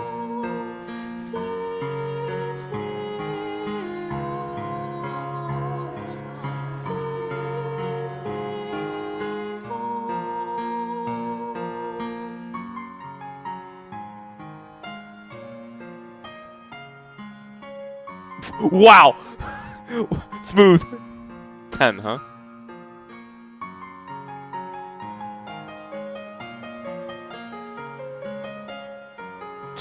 Wait, sorry. You were in a brothel around 10?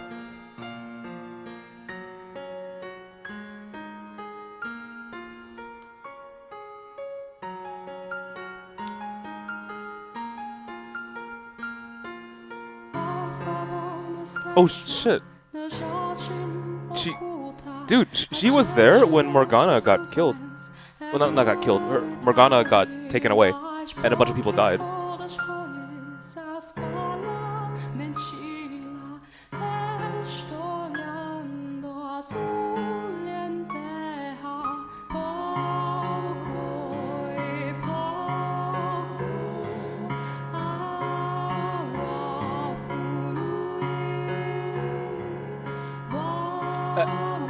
Ask the question. I think she's willing to answer.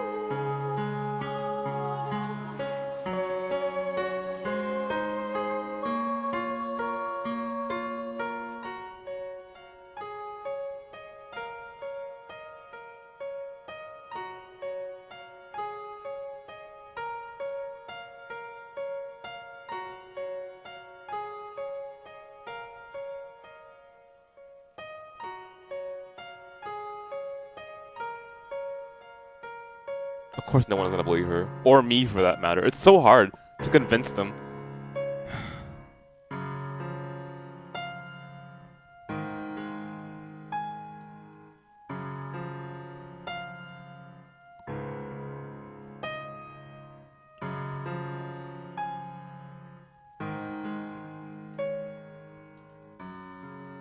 Yeah, right? Still just completely believes in anyone.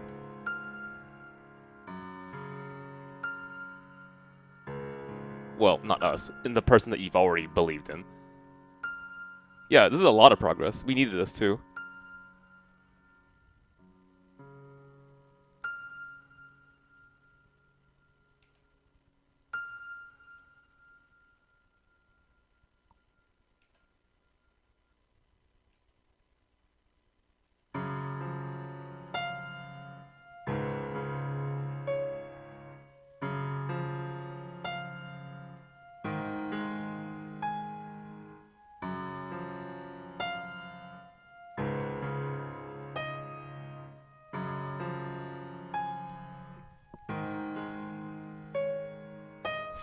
But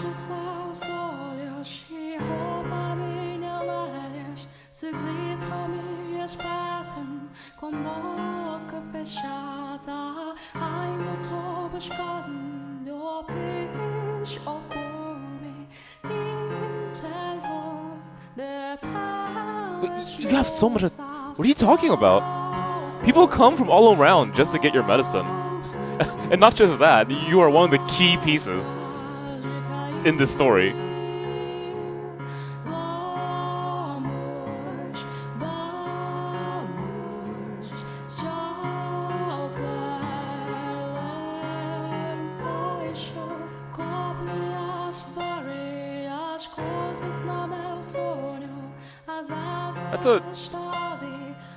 That's a good critique on things I've seen in the story. See things for what they are, right?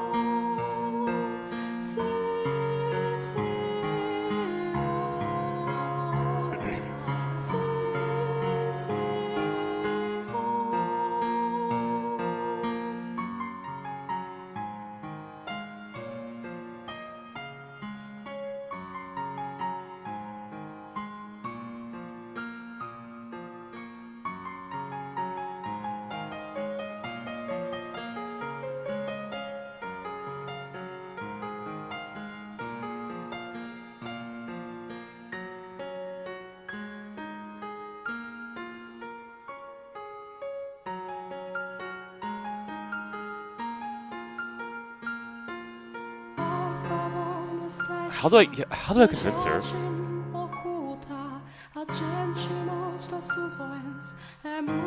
Wait, you know? You barely even known her.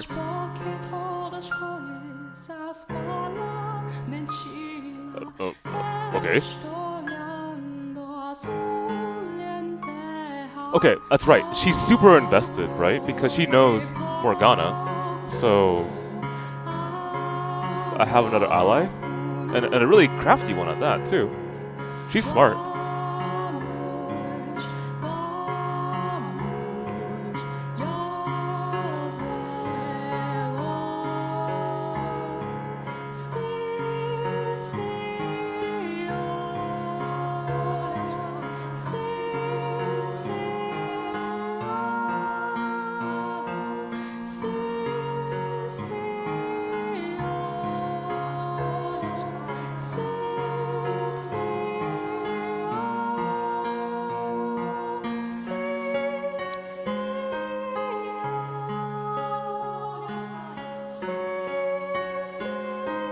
Cave his fucking skull. Okay. I mean, no.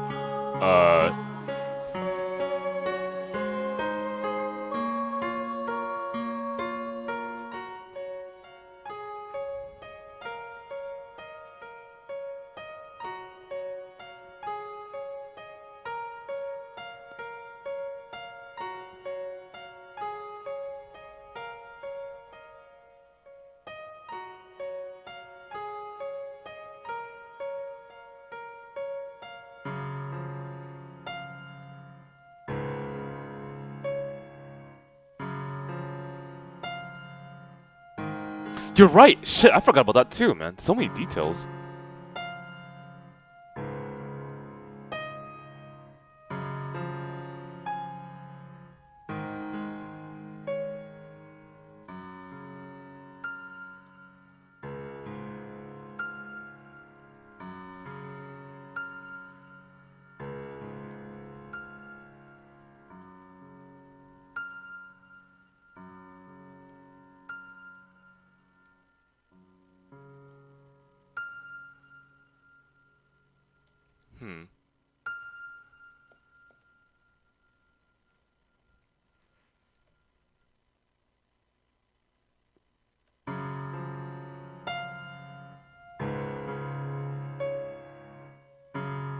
Go ahead. What's up?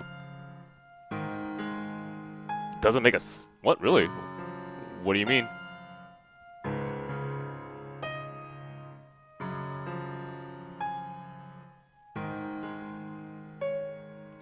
Fechas aos olhos e rouba minha velhas. Secreta-me espeta-me com boca fechada. Ainda estou buscando o pinch of Sounds like Pauline to me, yeah.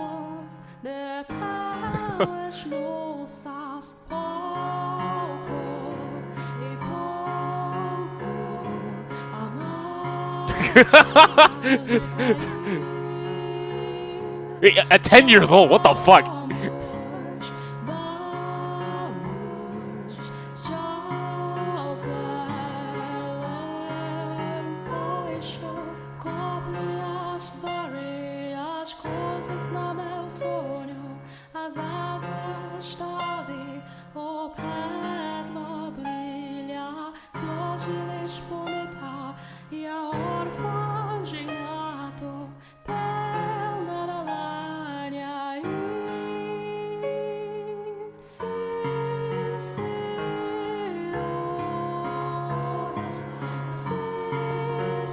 I mean, yeah, we do have more leads now, but it's certainly not an easy thing to do or to pursue.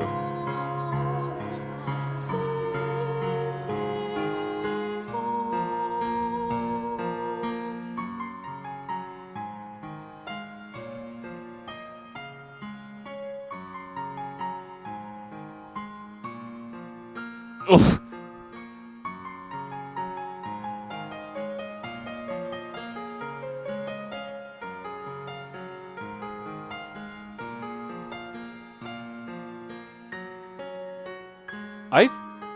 I say we go for.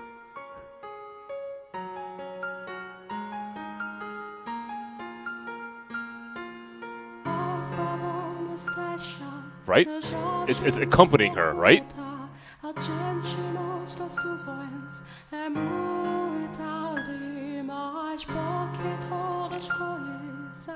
Okay, 2 people say 2, I'm guessing. Anyone else? 3 people say 2.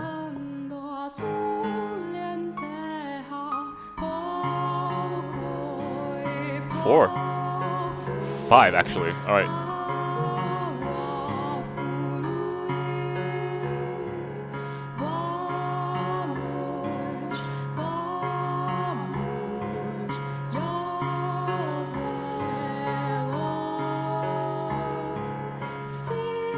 Tomorrow?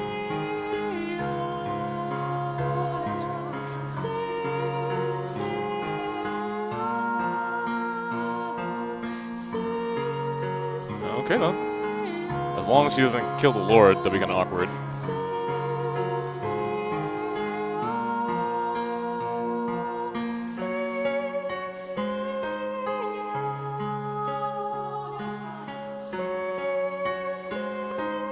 Honestly, her figure looks a little bit more faded than usual.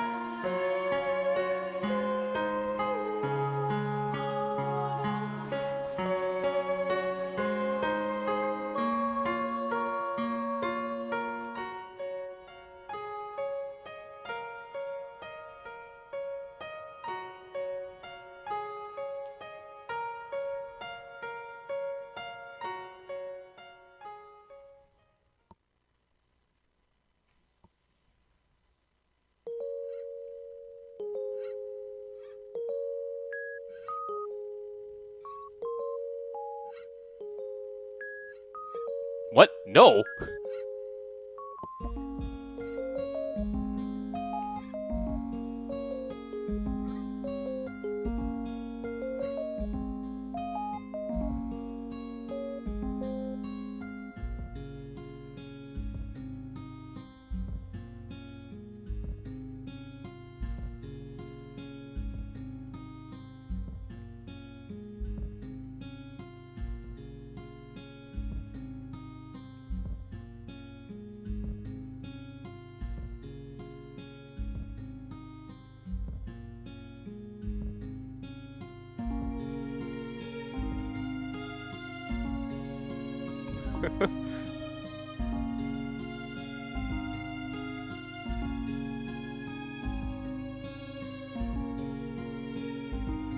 I mean, we could risk it. Are you Are you ukulele?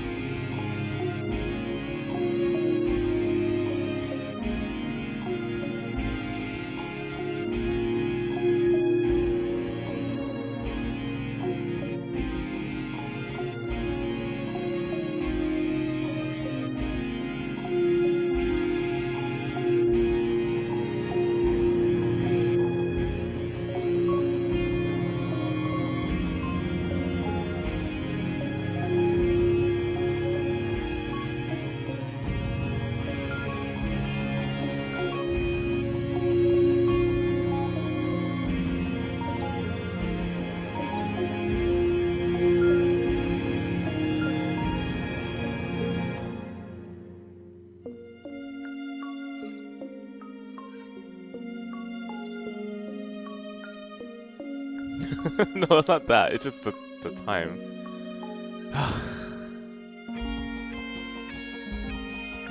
Speaking of the time, it's 3:19 in the morning. Wow.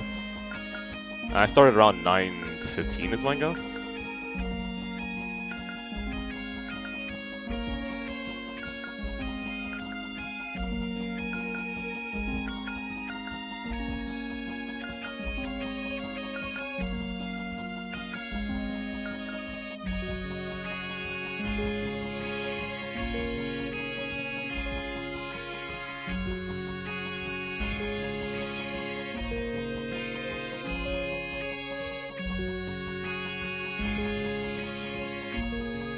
Yeah, it's a wonderful game. I'm trying to push myself into the middle of this final chapter so we can finish it all on Tuesday. That's the goal, at least.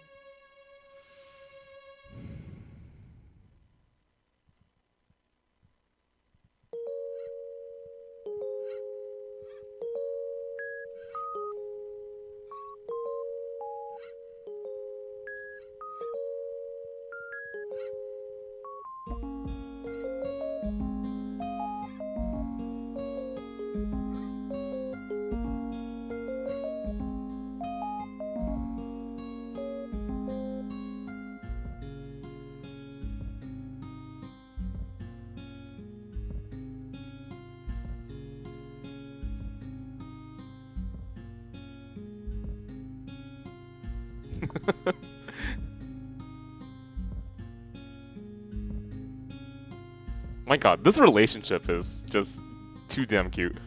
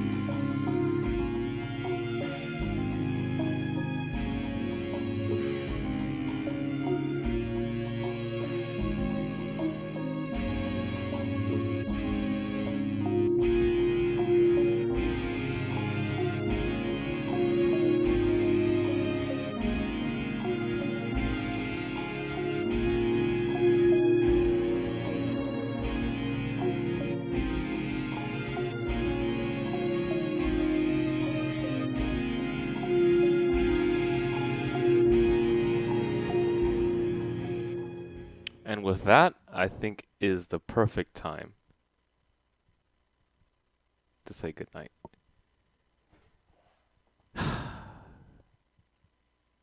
Now, isn't that creepy? One day.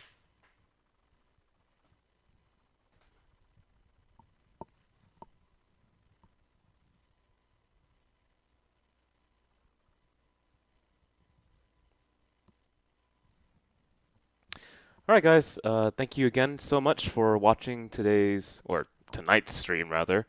If there's any new viewers tuning in, just want to remind people that, well, we are FinestKO. There's 2 streamers with us. I am Koopa. I stream on Tuesdays, Wednesdays, and sometimes the weekends at 8 p.m. PST. Scott, the other streamer, streams on Mondays, Thursdays, and Fridays at 8 p.m. PST. I don't actually have my bots on. I'll remember that for later. If you want to follow us on twitch.tv/FinestKO, we are a variety stream of fighting game roots. If you want to know when streams or events happen, just follow us on our Twitter at twitter.com/FinestKO and facebook.com/FinestKO. If you'd like to follow me personally, twitter.com/VasedCoopa. You can say hi, suggest games, we can, I don't know, hang out or something. I'm down for that. And last but not least, if you want to join us for our Discord and hang out with our community, it's right here. Discord does the same thing as our Facebook and Twitter, announces streams and events. And it's also a place where I announce after-hour streams. In fact, the only place. So if you like to hang out with us for those kind of things, then Discord's the place to go. Alright guys, that's it for tonight. I will be back, ideally, to finish Fata Morgana on Tuesday. So I hope to see you guys then, and I hope you have a good night.